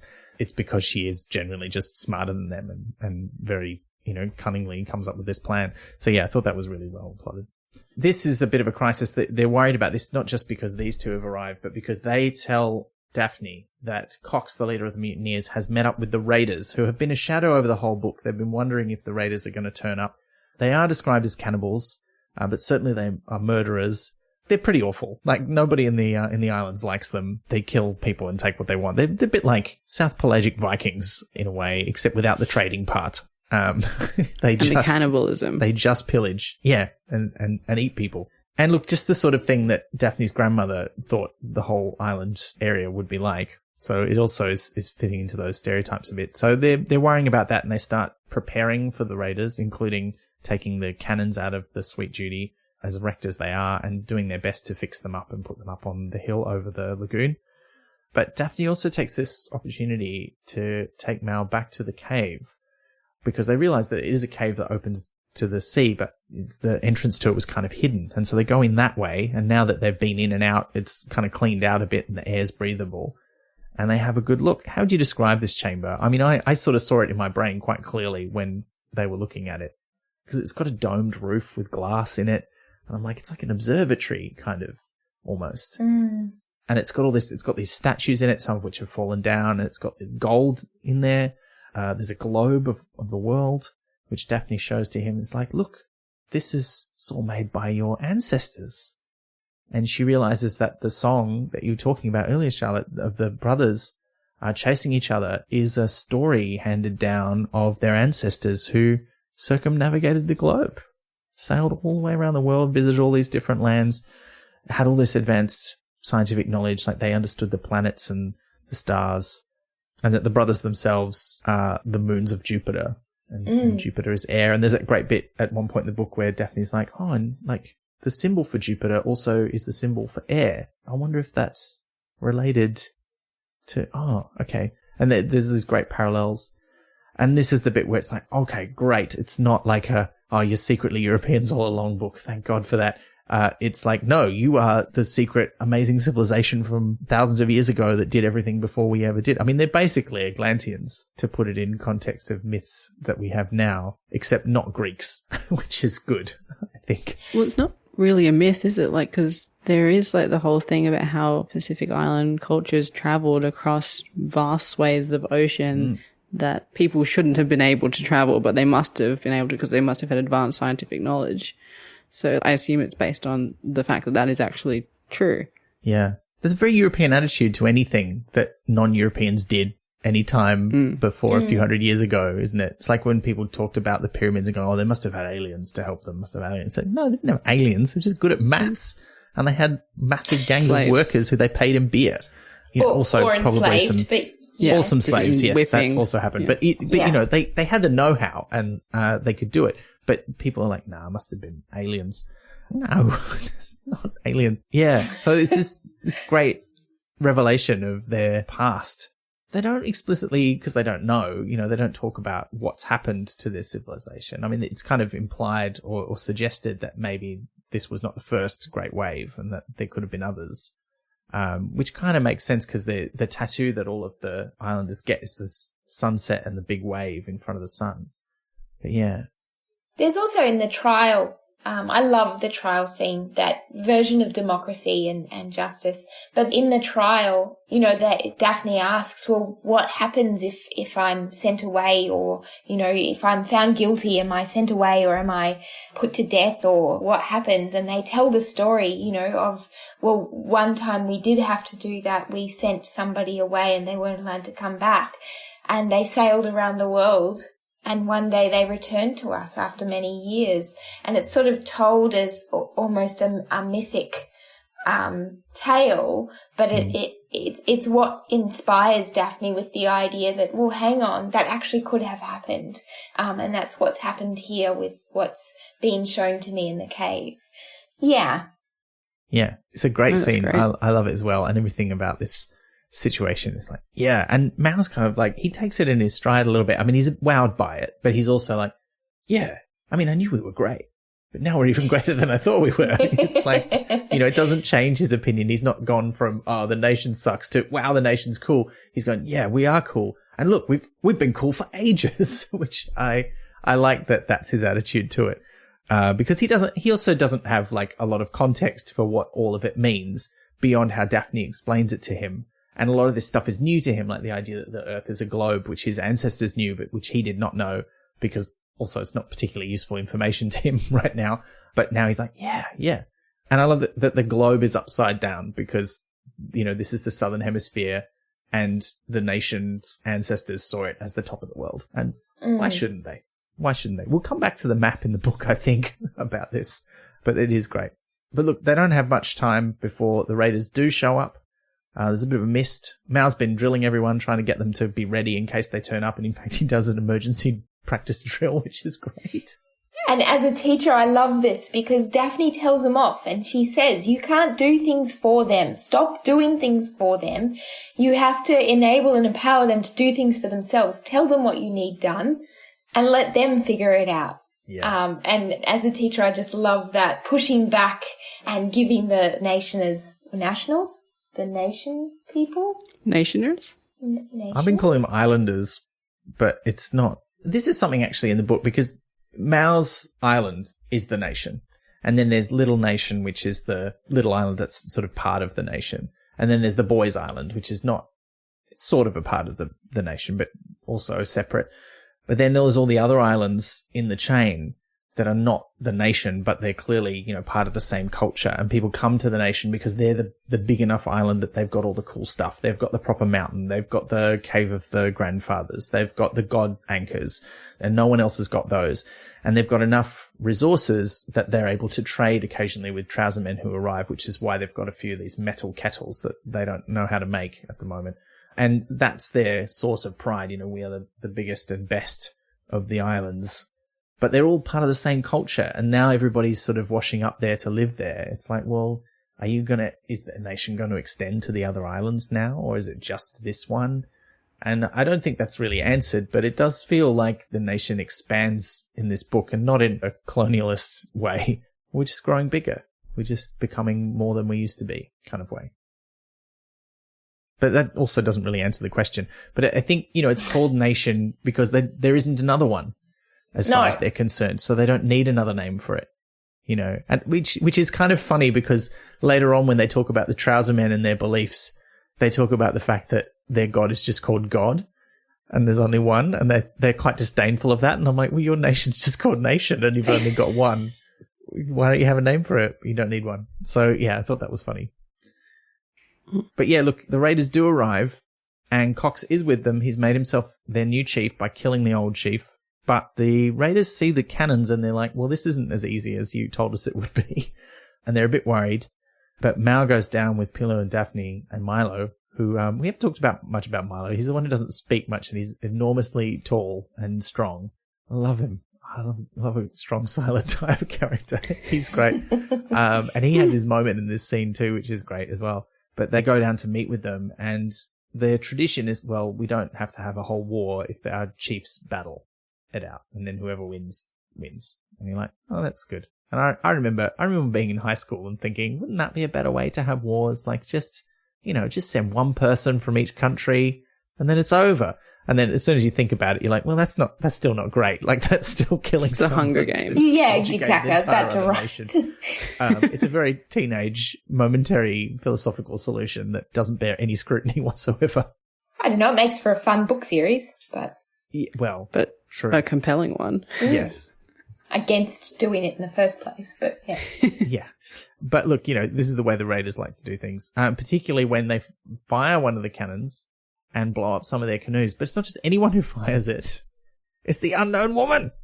Who is now known as the Papervine Woman. I love that her identity evolves through the book as well as she comes out of her trauma. It's wonderful. Yeah. And I love the revelation that her partner is is one of the captives on there. So, like, she is actively involved in freeing them. Yeah. Which is, She is the rescuer. A great arc. She comes alive at this book, and at the first you just think it's because, the raiders she's seen the horrible things that they've done and barely escaped from them with her life. And then you realize it's also because they have taken her husband and he's still there. And you're like, wow, okay, this is awesome. I mean, obviously it's awful, but also kind of awesome. Anyway, this escalates until Milo has his moment where he speaks and says, no, Mao is the chief, because Mao comes forward and says, I'm the chief, and you got to fight me. And Milo speaks to back him up and says more in that moment than he said in the entire 2 months that have passed in the book. And it's great. His little speech is fantastic. I loved it. And so it's on. Cox is going to fight Mal, but Daphne's really worried because he has, in the meantime, between the mutiny and coming here with the raiders, managed to take a Dutch ship and taken a revolver off the captain of that ship. So he can now shoot multiple times. It's not like he's got a gun that he fires once and then he has to reload it. So she's like, oh no, you're going to die. But Mal starts off by fighting dirty, throws sand in his face. And I love this sort of justification for this, that there's no rules and the fight starts when someone picks up their weapons. And he's like, well, I didn't have to tell them that my weapon was sand. I was like, that's so good. You bend those rules, man. And he runs straight into the ocean because he's like, well, I can't just run around on land. This guy's going to shoot me, but he's wearing heavy trouserman clothes. I might have a chance if I'm in the sea. And he just swims away. No. Yeah. He just swims off into the sea. End. He's never seen again. But no, and they have this great fight, which is just such an epic. Oh, it's so well written. I mean, like, sometimes action sequences in books just don't work. Most of Pratchett's ones are good. There's a few that he's written that are a bit, like, confusing. Like, I don't necessarily think the duel at the end of Mort really works. Like, why doesn't they just cut him in half? Like, it doesn't quite make sense. But this one, this is gold. This is amazing. And down all the stuff, like he's hiding under the water when he's getting shot at and the bullets slow down when they hit the water and he's able to avoid them. And he's surprised by this and he sort of reaches out and touches one. It's a bit like, it reminded me of that scene in one of the X-Men movies with Quicksilver where, he goes so fast that he just sort of taps the bullets out of the path of other people because he's moving so quickly compared to them. And eats soup. Or yes, Neo in the Matrix, as Charlotte was just miming on the video link there. That was very good. I'm glad you got that. It builds up to this climax. He's hiding in this tree that's washed up in the lagoon. And he does get shot in the ear, which sounds horrendously painful. Like his ear is ruined and there's blood everywhere. And that's attracting the sharks. The sharks are coming. And he realizes Cox has climbed out onto the tree and he says, it's got big beams. I'm a sailor. I can climb on this. And he's like, okay, well, I could swim underneath him and maybe I could get him with my knife. But he's lost his knife. And then realizes that the tree that he's hiding in and that Cox has climbed onto is the tree from the boys' island. And it still has his axe jammed into it. So he uses all his strength, he grabs it, and it's such a great, it just felt so triumphant and earned. And he pulls it out and just buries it in Cox's chest. And I don't think any of us were really concerned about Cox's well-being at this point. Isn't it kind of the theme like previously? It was like men help men. It's like the previous people of the nation like would leave the axe for him and he left the axe for the next person. But his whole thing has now been him helping himself to build something new. So he literally pulls out the axe and just does that. Like it's perfect. Yeah. That's perfect. Yeah, absolutely. And then the look on Cox's face when he's hit. Oh, yeah. Genuinely happy, pleased, impressed, proud. Something that is probably one of the most pure emotions or more pure emotions that we would expect Cox to have or not expect Cox to have. Mm. I almost wonder if he's being tormented by who he is. And in that moment, there's that relief of, I've finally got what I've had coming to me for all this time. Yeah. It's a strange moment. I think it's good that it's not explained as well, because there's that repeated idea that if you could understand Cox, then you'd be just like him. And that would be horrendous. So it's just as well we don't get him. And so that's one last moment of, why are you like this? Like, yeah. I read it as him getting killed while being smug. Oh, yeah. Like caught in the last moment of assuming he was going to win, but I like the other reading better. Yeah. The aftermath is also quite fascinating because Mal sort of goes to see the other raiders and he has this sort of experience of Lokahar, the god of death, surrounding him and giving him this aura where in that moment, if he touched any of the raiders, they would just die.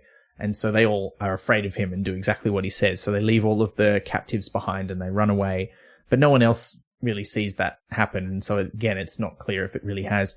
But he also has the conversation with Lokahar, who tells him that, hey, you've earned my respect. Do you want to come to the perfect world? Because that's part of the creation story, is that he now decides who gets to go to Imo's other world, which is perfect. And Mal thinks about it and he turns him down. He's like, no, I don't want to go. I want to stay here. Look, there's all these people I can help and we need to make this world perfect. And that's when Lokahar says, well, you know, it's interesting because everyone I've ever offered this to has said the same thing. But also, there's lots of worlds. And he basically explains the many worlds theory of quantum mechanics, a favorite of Terry's, to Mao. And Mao's like, oh, so there's like a world where things did not happen. And there's also another world where they did happen. And he kind of relates it back to his did not happen idea, which I thought was great. So that was a nice moment. But then once the raiders are gone, and the unknown woman, now the Papervine woman, has retrieved her husband, Daphne's sort of looking after some of them by amputating various bits to keep them alive. And she's talking to Mao, and they're having another nice little moment. So they've had their previous moment where they almost say that they love each other and it could have turned into a romance. And now they're having another touching moment, but it's not quite the same. And Mao sees her father's boat has arrived. And it's such a beautiful reunion. And the way that they sort of talk about it, I mean, she schools him, and there's a whole thing that we'll get into where she talks to him about what's going to happen next. But they have what she describes as there should be a word for honeymoon, but it means, you know, a beautiful time that you have between a parent and a child, or a father and a daughter. And he like, I get it. Like, yeah, this is beautiful. They spend like this 2 weeks just her showing him all of the glorious bits of the island and him getting to, you know, understand a bit of the language and the culture and getting drunk with the men on the beer and teaching them to play cricket and seeing all the wonderful things that she's learned and learning what her life has been like. And it does sound just like paradise, really. It sounds great. But she also really has a word to him and says, like, don't plant your flag here. Don't turn this into part of the British Empire. And there's something you've got to see. And she shows him the cave of the ancestors and all of the wondrous things there, and tells him about all her theories about what it means. It's like, look, I think they had telescopes. Look, because they understood the planets. And look, there's a picture of Jupiter here and you can see the moons. And she finds some eyeglasses and she's like, look, they made these eyeglasses. And he's like going, look, yes, this all seems very plausible, but you can't know this for sure. And he's reminding her very much of all the sort of very strict interpretation of how you need to, you know, document all this and prove it's true. And so she's like, okay, we'll get some scientists here. Let's do it. I want to do it. And Mao's been thinking about this and what he's going to do. And he's been told a bit about what's been going on with the Royal Society and Newton and all these people when Daphne showed him the chamber earlier on. And he comes up with this great idea. I mean, I did not see this coming. Like, I was like, what is this compromise going to be between them? What is he going to ask for? And I did not expect it to be, we don't want to be part of your empire, but can we join the Royal Society, please? Which I thought was great. And he doesn't really say please. He basically says, that's what we want. And you can have this gold from the doors. And in return, we would like this long list of things, including a nice boat and a telescope and a bunch of other stuff. And shrubbery. Yeah, it's very cool. I really liked that. And I love that he asks for doctrine. Oh. And then the priest steps in, the bishop from the local, from Port Messiah, right, where her father's been the governor, steps in and goes, oh, I could do something about this. And he goes, no, not religion, doctrine. And he means medicine and medical supplies. Oh, such a good pun. Oh, it's the best. That was great. I can't believe you didn't pick up on that, Liz. But this is also, in between, you should say, this is when the gentlemen of last resort finally turn up and they crown Daphne's father king. And so he has the authority to do what he wants, and he grants Mal's wishes. He says, yep, you can have all that stuff, and sure. Seeing as it's got royal in the name, I think I can decide that you are members of the Royal Society. And he tells the grandma off finally. Oh, yeah, because she's come with him. Because we don't know who the extra passenger is at the start of the book, and then she gets off the boat and Daphne's like, oh, no. What has she done? Yeah. That's the moment where she's like, has my grandmother done something terrible? So good. She's killed all these people. Yes. She believes it could be true. Oh, it's so good. I believe it could be true. If she had a way of doing it, she'd do it. Maybe she brought the Russian influenza to the UK. Oh, no, let's not go down that road. But look, Daphne also comes to the realization that her dad doesn't have anyone else. He's got to go back to England. He's going to need her. And she wants to go with him, and be there to support him. So she's got to leave. And so they say goodbye. And she goes. And that's the end of the story, except for the epilogue, which is just titled Today, where we skip forward to presumably the early 21st century. We don't know. There's no years in this book, but presumably around now. And the modern nation, which is now full of telescopes, like big telescopes and observatories, and is a center for science and scientific research, particularly astronomy, it seems. They don't talk much about the rest of it, but, there's a lot of telescopes there. And someone has been telling this story to two young people of the nation who are like, what? You mean that's where the story ends? They just leave? They don't end up together? And he's like, yeah, well, that's how it happens. It's real life for you. You don't get these nice, tied up in a bow endings. And it's just a lovely I did not expect that. And I really enjoyed this sort of little rumination on where the nation would go and how the traditions have been kept alive. Because the thing that these two have to do as this sort of rite of passage is go and be the people who are on guard for the nation, just like Mao was doing when everyone was in trouble. And you're like, oh, that's beautiful. It is beautiful. It's such a perfect way to end the book. Yeah, so that's Nation. I said this at the start, but seriously, it's gone straight up into my faves. Such a great book. So great. And just so many little things. Like, I think, as always, I think if we went through all of our favorite bits, we'd be here for another hour or more. But I'm sure there's a few little ones that we want to say that we haven't mentioned as we've gone through, because there's so many little bits and nuances. And I mean, listeners, if there's a favorite bit you want to share with us, please tweet it at us, put it on the Facebook. The hashtag for this episode is Pratchett41. We want to know what your favorite bits are too, because a lot of people, as Liz said, came out of the woodwork when we said we were doing it and said, oh, that's my favorite. And we were like, wow, this is lots of people's favorite. We should have read this way earlier. I've only been telling you since the beginning, Ben, but sure. We should have listened.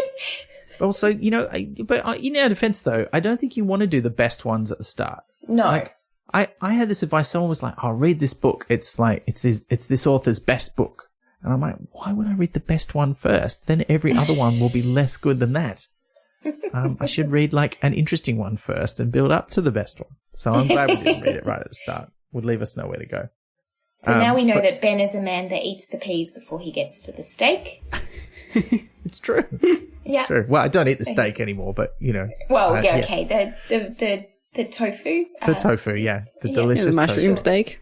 The tofu bacon. If you want the recipe for that, look in the show notes for our previous episode. Yes. Sounds delicious. I haven't made it yet, but I will. Sounds delicious. That's good. But what are some of our other favourite bits that we didn't quite get to in our discussion? There's too many good ones. Like, one of my favorite lines is about how, like, if you eat the roots without cooking them, you'll go mad. The pigs eat them without cooking them, but I don't think they notice if they go mad, which I thought was great. Kind of great. Yeah, that was amazing. And the father having a look of having been thoroughly daughtered. That was very good. That was great. Those are my two favorites. I love the descriptions of the animals that don't exist in our own universe. So there's the sailfin crocodile and the tree climbing octopus, and which is apparently like it's one of those hoax / everyone hopes it's true kind of things that people actually do talk about and claim that they've seen. Like, I think in a similar way that we talk about drop bears or hoop snakes, I think there's people on the islands who are like, yeah, I've seen a tree climbing octopus. It'll drop on your head and eat your face. That's great. And there's like, if you Google it, there's some great fake photos of them, some of which are clearly made from fruit or something. I don't know. But yeah, I love that. And the fact that one comes back at the end and is the pet of the guy who's telling the story, and he like gets it to count to 5 before he feeds it because they're very smart. Oh, I love them so much. I wish they were real. I want one. I want them. Well, octopuses are pretty smart, so you could probably teach one. You could. They are smart. Yeah. They can definitely learn to count. Yeah. There's so many good. I mentioned the right now he gave it his bum line when he sits on the thing, the god anchor. That was great. There's a moment where they're describing the mutiny and Daphne's sort of recounting it. Cox shot things because they were alive, but to him, that was just killing time. He had greater ambitions for the captain. He wanted to shoot him in the faith. I was like, until I read it aloud to myself, I didn't catch the pun, and I was like, oh no, this is great. I think that might be my favourite ever Pratchett pun. Shoot him in the faith. I think that's incredible. But also the whole thing about Cookie, the cook on the ships, on the Sweet Judy's coffin that he's outfitted to survive in at sea. Yes. Inspired by another sailor who carried a coffin with him everywhere in case he died so he could be properly buried instead of just thrown overboard. And he's like, oh, that's a good idea, but I'm going to make my coffin so I can live in it. So that's actually a reference back to Moby Dick. Oh, is it? There's a character that does that in Moby Dick, yeah. Ah. And we're going to get very quickly out of my depth here because I've never actually read it, but I've looked into it, and I have a friend who loves Moby Dick. And when I was explaining to him this story, because it's sort of one of those almost childlike things to do, to try and let's design our own boat. For if our own ship capsizes, this is the boat that will allow us to survive. It's made out of a coffin. And he said, what, you mean like in Moby Dick? So yeah, it actually apparently is an allusion to Moby Dick there. Well, I haven't read it either, and I was just wondering because Cookie mentions being on another voyage. Right. And I was wondering if that was that voyage. Like, cause I was like, is this alluding to like another book where like, he's like, oh, it probably didn't turn out well for them. Cause like I had to he got off the boat cause he was sick. But I was wondering if that was like referring to another famous like boat story. So maybe that is that. Well, I wouldn't put it past Pratchett. There's an excerpt from an interview that's been doing the rounds on social media in which he talks about fantasy as a genre and how it's the genre. Like all stories were fantasy once upon a time, and now most stories still are if you think about them the right way. And he's talking about, I don't know what the US canon is like, but if you're thinking about Moby Dick, that's definitely a fantasy. And I'm like, okay. So he clearly has read it and it's been on his mind. So I reckon that is definitely a reference. That's great. Yeah. Just briefly, I really like the story of the Raiders Club, where you become stronger after you've heard the story of the chief who beat the Raiders. And then Mal wonders, maybe the story is not magical, but it's just like that there's some trick that they use. And just that there's a great footnote. There's some really good footnotes in this, but I think one of the best ones is the one about Jesus and the disciples, where Daphne says she was quite sure there had been a female disciple because, as she explained to a surprised Captain Roberts, our Lord is always shown wearing white, and someone must have seen to it that he always had a clean robe. I'm like, yeah. Which, like, parallel to, like, that scene in Monty Python and the Holy Grail where the king rides past and someone says, oh, it must have been a king. He says, why? He didn't have shit all over him. Like, yeah. Someone's keeping that king clean. You just know it. But look, those are some great bits. Any other bits before we get on to some questions? I have a favourite line. It's actually right at the beginning. It's at the end of the first chapter when Mao is cold and very tired and fearful and is crying because only he knows that the wave has come and washed his nation away. And it says, light died in the west, night and tears took the nation. The star of water drifted among the clouds like a murderer softly leaving the scene of the crime. Yeah. And it's sort of, again, that tying together of our faith in something external, those allusions to the stars again. I just really like that line. Yeah, it is beautiful. And I think it's a great example of where Pratchett doesn't just write great gags. He really does write this beautiful, evocative prose at just the right moment. And I think he's got a really fine balance for showing and telling. Like, he knows when to use a metaphor and when to just describe what's going on. And speaking of metaphors, one last one that I want to mention that recurs throughout the book, the whole thing with the little blue hermit crabs, where that's how Mao starts to see himself as he was crawling out of his boy's life. And in fact, he's given that little blue, like, stone to wear on the string around his wrist, which represents that sort of hermit crab existence. And he's coming back to the island to get into the bigger shell. And it becomes this metaphor for how he's trying to find where he's going to fit in the world, because his world, he keeps getting bigger, and not necessarily physically, but, you know, mentally, his psychological world and his knowledge is expanding. And now he's got to figure out what shell he's going to fit into. I thought that was beautiful. Yeah. But look, we did get some great questions from our listeners, so we should get into those so we can try and answer as many as possible. I think, Liz, it's probably fair to say we will not have time for them all because we've got so many good ones. And it's tough to choose which ones because they are all so great. Yeah. But we'll do our best, and we're sorry if your really good question doesn't come through. Yeah. We'll try and answer it another way if possible, but yeah. Okay, let's start with this one from Ian via Discord. My question is more about my reaction to the book than anything else. Does anyone else find it to be one of the best books about atheism ever? So I don't actually think it's a book about atheism. Yeah. Yeah, I don't think it is either. But it can be read that way. I mean, it's certainly about questioning faith, but that's not necessarily the same thing as atheism. Yeah, I'd agree with that. It's more like, I liked what you were saying at the start, Charlotte. It's about faith and about science at the same time. And I think it's a very accurate representation of, well, certainly of the things you go through when questioning faith and trying to figure out what it is that you believe, which is, yeah, it's different to atheism. But I think that's certainly an interesting read on it, because, like, if you did go into it with that lens, like, I think it would bring up some interesting questions. I agree that I don't think it is a book about it, but I do think it probes some pertinent questions in that arena. I think it's a better book about atheism than many books that are actually about atheism. Because, you know, and I am an atheist myself, you know, but I try to have an open mind about it, because I think believing that there is nothing supernatural can't be proven, you know, and while that doesn't affect mostly my day-to-day life, it does mean that I don't tell people that they're wrong for believing differently to me. For me, it's about what you do with that belief and how you behave as a person in the world, and that can be informed for good or ill by any kind of belief. You know, there's plenty of atheists who do shit things. Yes. And some of them informed by their absolute unshakable belief that they are right. This book's not about that, but I think it is the kind of book that reading it will cause you to think about the things that you believe in a way that will be useful to you. Yeah, agreed. Because I don't think Mao ends up the book thinking there's no gods, there's no Lokaha. Like, he keeps talking to Lokaha. He clearly believes that the gods exist, but it changes his relationship to them and what he thinks of them. To paraphrase Dorfel in Feet of Clay, atheism is a religious position. An atheist thinks of the gods or God constantly, albeit in terms of denial. Therefore, atheism is a form of belief. If anything, this book promotes a healthy questioning of and about faith and the function of religion, but not a denial of gods or God. All right. So this next question comes from Elizabeth Phelps via Facebook, who sent through a few great questions, so we're unfortunately only going to have time for one of them.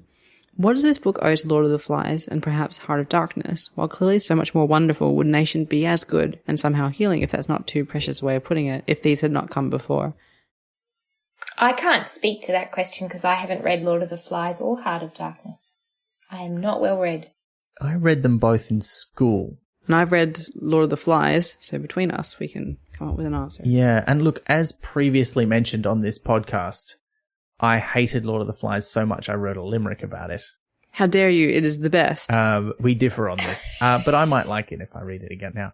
Yeah, you probably would because you're wrong about it being bad. Yeah, look, possibly. I think this is I don't know that this owes a debt to Lord of the Flies. I think it's a nice contrast in that, the people here on the island, even when there's only two of them and they're young people, they just get on with looking after each other and building something that will work rather than, the chaos that ensues and the sort of horrible patriarchal structure that is created and then falls apart in the Lord of the Flies because it can't be sustained because it's all based on aggression and power. And I don't remember Heart of Darkness super well, but I kind of know what the question is getting at. Those are books about Europeans coming into a new world, into an island sort of chain and imposing their own ideas and beliefs on that space and bringing their own culture with them, usually for horribleness. And I think this is an answer to that. I mean, Terry talked about in interviews how he had a burning need to write this book. Like he didn't just think this will be fun. He was like, I have to write this book. And he also talked about how he didn't have the tools to write it. He had to go away and research and learn what he needed to know to be able to write it. So he was taking it very seriously. And I think, I really want to read more about those thoughts he had around that time. I've read Lord of the Flies. I haven't read Heart of Darkness. It's hard, like in the same way that any book owes a debt to all literature that's come before it. I think there's that. But in terms of literally what it owes to Lord of the Flies, I would argue that perhaps not as much as we might initially think. 'Cause I did find myself thinking about Lord of the Flies quite regularly throughout this book. I thought about Blue Lagoon as well because there was also quite a lot of that vibe. But I think if you're trying to write a book looking at key issues of a society, if you're not going to create a Discworld, putting your characters on an island is one really effective way of doing that. And authors have done that across literature for a really long time. So I think it's easy to draw comparisons between books set on islands, but they're not necessarily interrelated or even built upon each other or referencing each other. It's just a way of isolating your characters to give them a blank slate. I think it's a really great question because there are so many different ways to come at it.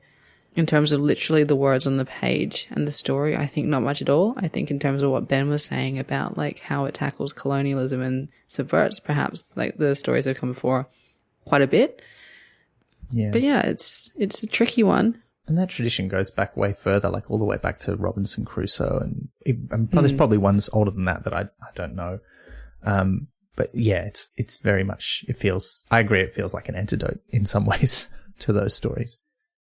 Yeah. So I think this feeds into this theme of questions. So you got it from both Ilbion via Twitter and Cara via Twitter. So Ilbion asked, I think trying to step away from Eurocentrism when you're a European or a white writer and finding a voice for another culture and making it feel authentic is a huge challenge. How do you feel he did? And I want to also ask Cara's question with this because I think we should consider them together. I absolutely love this book, but I'd really like to hear a Pacific Islanders perspective on it. So was inventing a nation and a culture appropriate? Could this book ever be adapted into a film? Or are there too many challenges? And how do you feel about the resolution? I don't think we can necessarily answer every facet of all those questions, but I think they're worth considering together. So we might tackle it that way. I mean, yeah, it's impossible to speak on behalf of, any other culture, obviously. And I am a white man, so, take whatever I think about this with a whole heap of salt. But it feels like he's really gone out of his way to treat what is a fictionalized version of a real culture. Like it feels very based on, real Pacific Islander cultures from the little that I know, which is not heaps, but I've learned a little bit. And he's tried to treat them with immense respect. Whether he's successful or not, I don't think is for me to say or to judge. And I would also really love to hear that perspective. Absolutely. Yeah, I agree with what you said, and would add that I think he's probably, insofar as a white man can do of a particular generation at this time and in this place, done the best that he can do. And it might be that a year from now, 10 years from now, 100 years from now, we look back and see it differently. But I think it's an admirable attempt at this time and in this place. And I think it's worth saying too that it feels like a massive, massive improvement and like a huge distance from how he's writing about other cultures in books like Interesting Times or Jingo, or other books where, you know, he's really, while they are fictional versions of those cultures, they're really drawing on real world stereotypes and archetypes that they're not great, you know. And I want to acknowledge too that that's something where I would love to hear people from those cultures. I'd love to hear what their perspective is on some of those books. And that's something that, you know, we could probably try and do better with on this podcast. But again, you know, we can only speak from our own perspective. But we would love to give a platform to someone else's perspective if anyone would like to share it with us. So we'll put that out there. So the next question I think leads on in a different way is from Tom Saunders via Twitter. This could have been a standalone Discworld book set out near the Petrobi Islands or some such. Do you think it needs to be that step closer to reality, or could it have worked just as well on the disc? I think we've kind of discussed this a little bit because, like, on the disc there are definitely gods, so the question of belief is not, it's kind of answered. So that aspect of the book wouldn't work as well. I think it would have been a very different book. I think it could have still been a great book done that way, but I think it would have been a very different book and great for different reasons. I think having it this step closer to reality helps us to situate ourselves in it more. The Discworld novels hold up a mirror to ourselves in this sort of very much a parallel kind of universe, but this little step closer to reality just, it makes it so much more plausible. We can assume the same rules and laws are in operation in the nation's universe as exist in our universe, where we can't assume that in the Discworld. So I think it did need to be that step closer to reality. Also, shout out to Tom and his wife Lizzie, who I know are listening, or will be listening. I don't think anyone's done a shout out on the podcast before. I'm very happy that this has happened. Hello, Tom and Lizzie. Sorry, my next question, not for you, no. So the next question comes from Neil Weber via Twitter, who asked a few good ones, but Neil says that at work they play Desert Island books and that one of their colleagues selected Nation. So Neil's question is it the perfect Terry selection, or have you got another contender? Oh, this is just like that other podcast, Desert Island Discworld, which is a great title for a podcast. I don't know if we've given them a shout out, but check them out. They seem to be great. I try not to listen to other Discworld podcasts. You know, I want to come in fresh with our opinions, but it seems like it's doing well. So maybe check it out. I don't know. What do you think? Is this the best one? If you were going to just have one? I don't think there is a best. It's a good one though. It might be a good one to have if you were stranded on a desert island though. Yeah, but like, I don't know. There's a lot you can get out of it. Like, you could reread it over and over again and get something different every time. That's so that true. Is a strong part. You've done that, Charlotte? Yes, I've read this at least a couple of dozen times. No lie. This is a book that I'm a science teacher.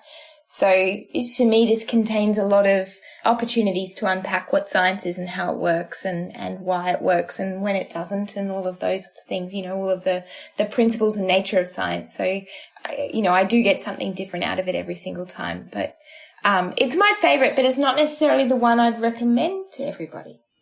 That's fair.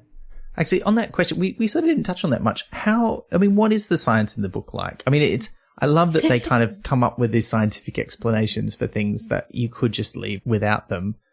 Or do they? I would argue that when Daphne is hypothesizing and she's thinking about the beer and how the beer is made from the mother of beer, she doesn't actually come up with a meaningful hypothesis.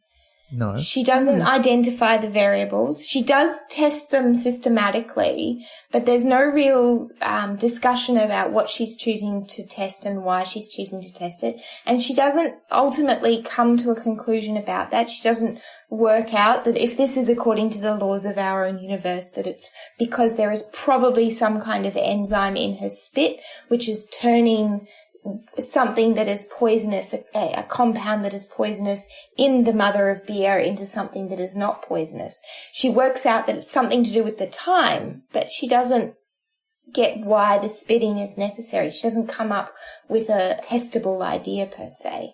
There's a couple of other times, though, where she comes close. So when she's explaining to her father why she thinks that it's possible and plausible that the people of the nation developed telescopes, she is actually constructing quite a strong argument using evidence that's there and using strong reasoning for why that's a reasonable expectation. But as her father says, that's not necessarily proof. And again, proof is a word I would actually avoid in science, because science doesn't prove anything. It just attempts to build models that help us to understand the world. So yes and no, I think it's beautiful in that it actually deals much more with what it is to be a human in science. Science as a human endeavour, we call it in the Australian curriculum. It's talking about why it is that science is fallible, why it is that we must be tentative, all of those sorts of things. So I think it goes a long way and much better than any other novel I've ever read. In terms of imaginative texts about science, this is just so beautifully on message. But at the same time, there are some ways I would have liked to have gone further in terms of actually explaining that science deals with the natural and physical world. It doesn't actually deal with the metaphysical world. Metaphysical questions are outside of science. So those sorts of things. But he navigates through that really well too. Yeah. So this question comes from Grace via email. So the part in the book where Daphne is helping with the birth of the baby and yells at the men to leave, it says, she felt better for all that. A good shouting at somebody always makes you feel better and in control, especially if you aren't. I've always loved this line, but it's been really tainted after having Trump as president. For context, I live in the south of the US. Do you feel that some people have tainted Terry Pratchett in that way for either of you? Like, it's okay when Pratchett said it, but it's not okay when anyone else does. Oh, this is such a good question, because I think this really fits in with some of the stuff that we were talking about at the end of The Fifth Elephant. And indeed, all the watch books, like, because you want to love Vimes and his devotion to good policing. But then now we live in a world where we realize that maybe policing is always going to end up not great. And I think the fact that people have done that to the idea of the police force and what it stands for and what it actually does, they have kind of made it a little bit hard, sometimes very hard, to enjoy anything where the protagonists are police officers. I have very similar troubled feelings about even Brooklyn Nine-Nine, which, if you've never seen it, is one of the most joyful and positive and life-affirming sitcoms. And yet they're all cops, and they maybe have 2 or 3 episodes that address some of the things that means that being a cop is not great. I think that one is the biggest one for me. But Vimes is kind of like, you get the feeling that if he was a cop now in the real world, he'd be quitting the force and doing everything he could to reform it, and possibly dismantling it because it no longer is the thing that he stood for. I think that's the big one for me. I don't think anyone has tainted Pratchett for me. I love that we can engage in critical discussion about his writing, and particularly how it's evolved and changed, and how Pratchett grew as an author into new ways of thinking and doing. I love that you can see a difference between his early novels and his later novels. It would be hard to taint it. What would taint Pratchett for me would be if we discovered something awful about who he was as a human. And by all accounts, I can't imagine that happening in the same way that we see it happen with other figures. I mean, Trump was always Trump. Yeah. Yeah. And there's an important context with the shouting thing too, is that, Daphne's shouting to let something out. She's not in a position of power over people that she's shouting at and abusing them. So I hope that you can turn this around, Grace, because, don't let an awful person ruin something beautiful for you. Mm-hmm. I think, Pratchett is not talking about the kind of shouting that Trump does when he writes that line about Daphne. It's not for Trump. He doesn't get that. So don't let him ruin it for you. He's not punching down. No, definitely not. Yeah. So to round out, we'll ask a few shorter questions. So this is from Sally Jean via Facebook. What do you think the beer tastes like? Oh, That's a good question. Is it beer or is it like something that they call beer? I don't know. It's beer. I reckon like mother beer is yeast of some kind. I would love to know if this is based on any real thing that anybody does anywhere in the world. But I don't know. I reckon it probably tastes salty. I reckon hoppy, like real hoppy, like almost uncomfortably so. Yeah. I don't know. Beer requires ingredients that fermenting other products does not. And they never allude to any kind of wheat or grain on the island. It must be there, like where humans exist, grains are. But I don't know. I have no idea. I would expect that it's probably more like a fermented root vegetable than an actual beer. But Daphne is naive enough that she would put all alcohols into one category of the demon drink, and it doesn't matter whether it's beer or vodka or sake or, any of the other sort of more traditional fermented drinks. Yeah. She'd probably still call it beer, and so that's the way it comes across in the book. But beer is probably the most accessible too in terms of younger readers. Yeah, true. But because it's like on the island they call it beer as well. But we don't know what her father calls it, and he does try some. So I think if we'd heard his opinion of it, we probably would have got a description of what it was like. I've decided, I changed my mind. I don't think it's salty. I think it might be very sweet. I think maybe it tastes very fruity. I don't know why that is. I've just decided that. In my brain now, it tastes a bit like ginger beer, but wrong. I don't know why. That's just what's popped in there. Sorry, I was just Googling Carver to see if that could be Carver. That's what I was trying to think of before. Yeah. Oh, yeah, right. Okay. Yeah, but it seems like it has different effects. But it's probably closer to that than actual beer, I suspect. Next question comes from Rin Betancourt via Facebook. So after finishing Nation and having a good weep about how amazing it is, what would you curse your ancestors for? Mal yells at his ancestors at the King Cave. I would yell at mine for my weak stomach. So what would you yell at your ancestors for giving you? Oh, man. Deep a one. long body and short legs. That's Are we genetics. the same? Yeah. Sounds like it. I feel like it's too real. Like if I'm cursing, I don't want to actually curse my actual grandfather who sadly died when I was quite young. So it feels mean because he gave me many good things. He gave me a good appreciation for comedy and early rock and roll and reasonably broad shoulders, but also things like probably depression and various and bald. I'm finally starting to go bald. Sorry, listeners, if you've been imagining with a full head of hair. I still have most of my hair, but I am starting to go bald. And he was bald. So I feel like I might curse him for that. But only in a friendly way. My grandfathers were pretty good to me, really. Yeah, I think I've been pretty lucky in general. I'm Jewish. So, a lot of my ancestors were lucky to even be ancestors, really. Yeah. Due to a long history of persecution and other fun things like that. So I've been relatively lucky, I guess. I mean, if I had to pick something, I feel very lucky as well. But my exceptionally bad singing voice, perhaps, it is beyond the realms of normal bad. And I know we had a guest who was you can learn and you can train and stuff. And I believe that's true for almost everyone. But I've been in choirs and stuff. I've tried. It is, if anything, gotten worse. Oh. So I'm sorry, Nif, if you're listening. This is not my influence, I think you're right. I promise. The exception that proves the rule. I'm sorry. Oh, no. All right. So I think we've got time for one last question. This one comes from Sven via Discord. What advice would you give if you were a grumpy old ancestor spirit?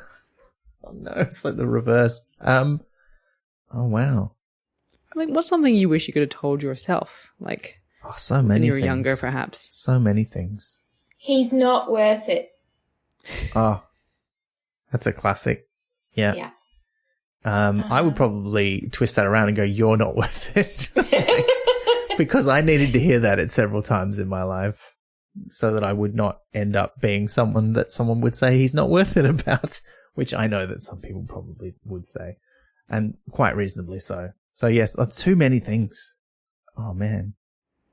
I'm just trying to think. There's too many things to choose from, aren't there? Well, imagine you do have ancestors many, many generations from now, and they're lost and confused. what one bit of advice, it doesn't have to be the best bit, but just what's one thing that you would say to them? Maybe give less of a shit about things that don't really matter. Oh, that's good. Yeah, just you don't have to not care at all. Just less about the things that really won't impact in a big way. Find the appropriate level of shit to give. Exactly. Yeah. That's very good advice. I'd stand by that. Yeah, for I sure. feel like that's a good way to deliver it grumpily. Yeah. Yeah. I think I'd still tell them that he's not worth it. On the basis that it is almost 100% likely to be true at some point. What about give less of a shit about him? Hey. There it is. Yep. No, I dig that. I mean, it's so hard now to imagine the future. I don't have a silver string beyond the next year or two because this world that we live in now is so different from even a year ago, because it's 51 weeks since we went into national lockdown as we record this. So I kind of hope that this is enough to drive a wedge deeper into the patriarchy and to the structures and systems that are pretty shit, for want of a better word. Yeah, so I don't know if that... I kind of hope that I don't have to give the advice that he's not worth it, because we've dismantled patriarchy and moved along with things. I'm optimistic, maybe naively so. Yeah. I hope so. Yeah. But those are some amazing questions, and we got more that we just don't have time to answer. I'll mention it in passing that someone asked about the National Theatre production. I have not seen it. I don't think you've seen it either. I wish I could have, though. This is the first I'm hearing about it, and I hope it comes around again. I am torn on it because there were a lot of people who loved it, and there were a lot of reviews that said it was terrible. So who knows? But look, there were so many great questions that we don't have time to answer. Charlotte, thank you so much for joining us. If people want to learn more about you, what should they do? I guess they could contact me on Twitter, which would be @dialogicedu. Or they could Google me. I have quite a unique name. I'm the only one with that name. So unfortunately, I am very searchable, which leads me back to he's not worth it. But that's a longer story that we don't have time for. Oh, no. Well, look, we'll also link to your website and your Twitter in our show notes so that people with legitimate reasons to be interested in Charlotte can look her up. And if we find out anybody is doing that that's not okay. Please don't. It's going to be bad. Thanks. But look, thank you so much. And thank you also to all of you listening. We got such a deluge of great questions, as we sometimes do, but we really got, if I dare use this as a metaphor, a tsunami of amazing questions that have washed over us. But we were not destroyed by them. We've come back stronger than ever, just as the nation did. But thank you all so much. Thank you too to our supporters who subscribe. You really help us to make the show every month. If you want to support us, you can do that with money, but also you can just give us a rating or a review on something. You might want to do that on the Apple Podcast directory, or you might want to do it on Podchaser, which is a website I keep forgetting to mention. It's like the IMDb of podcasts. So if you like us, you can go on there and tell people that you like us there. That'd be nice. And do check out some of the other Discworld podcasts. As this is published, we will have just been on a lovely panel for a Welsh Discworld event called the Lamados Holiday Camp, which has gone online this year. So it's called Lamados on the Clacks. And we will be on a panel, which will have already happened by the time you hear this. But I'm pretty sure there'll be guests also on the panel from the podcasts Radio Morepork and The Truth Shall Make Ye Fret. Both great Discworld podcasts who are doing a similar thing to us, but they're reading just the Discworld books for the most part. But that should be fun. So do listen into that if you get a chance. But look, we will be back again next month, as always. Liz, we're going back to the Discworld. What are we going to talk about? I don't know, but to tell you the truth, it's the truth. Yes. Yes. Another favorite of many, many people. And we're very happy to have our returning guest, Stephanie Convery, coming back to give us a journalistic perspective. She's now an author. She's had a book published since she was last on the podcast, and she's worked as a journalist for The Guardian for quite a long time. So we're sure she has a brilliant perspective on what happens in The Truth. We're really looking forward to that. I have not read it for so long, but I really love it. There's some great characters who only show up as cameos later on. So I'm really glad to go back and see them. So send us in your questions if you've got any questions about The Truth on the hashtag Pratchett42. It is our 42nd episode, And it comes out days after I turned 42. There you go, listener. Now you know exactly how old I am. It's the answer. So I'm very excited about that. Thank you very much for coming on this journey with us. We hope you read the book if you haven't read it before. It truly is a gem. And until next time, may you find a bigger shell to crawl into. You've been listening to Pratchett, the monthly Terry Pratchett Book Club podcast with Pratchetters Elizabeth Flux, Ben McKenzie, that's me, and guest Charlotte Pezaro. Pratchett is produced and edited by me, with music by David Ashton of Sample and Hold Studios. You can find us on Twitter, Instagram, and Facebook at Pratchett Podcast, and listen to past episodes and support the production of new ones via pratchettpodcast.com. Join the conversation for this episode using the hashtag Pratchett41. Pratchett is brought to you by Splendid Chaps Productions. We make entertainment for your ears, like the Doctor Who podcast Splendid Chaps and time travel comedy series Night Terrors. To find out more, visit splendidchaps.com.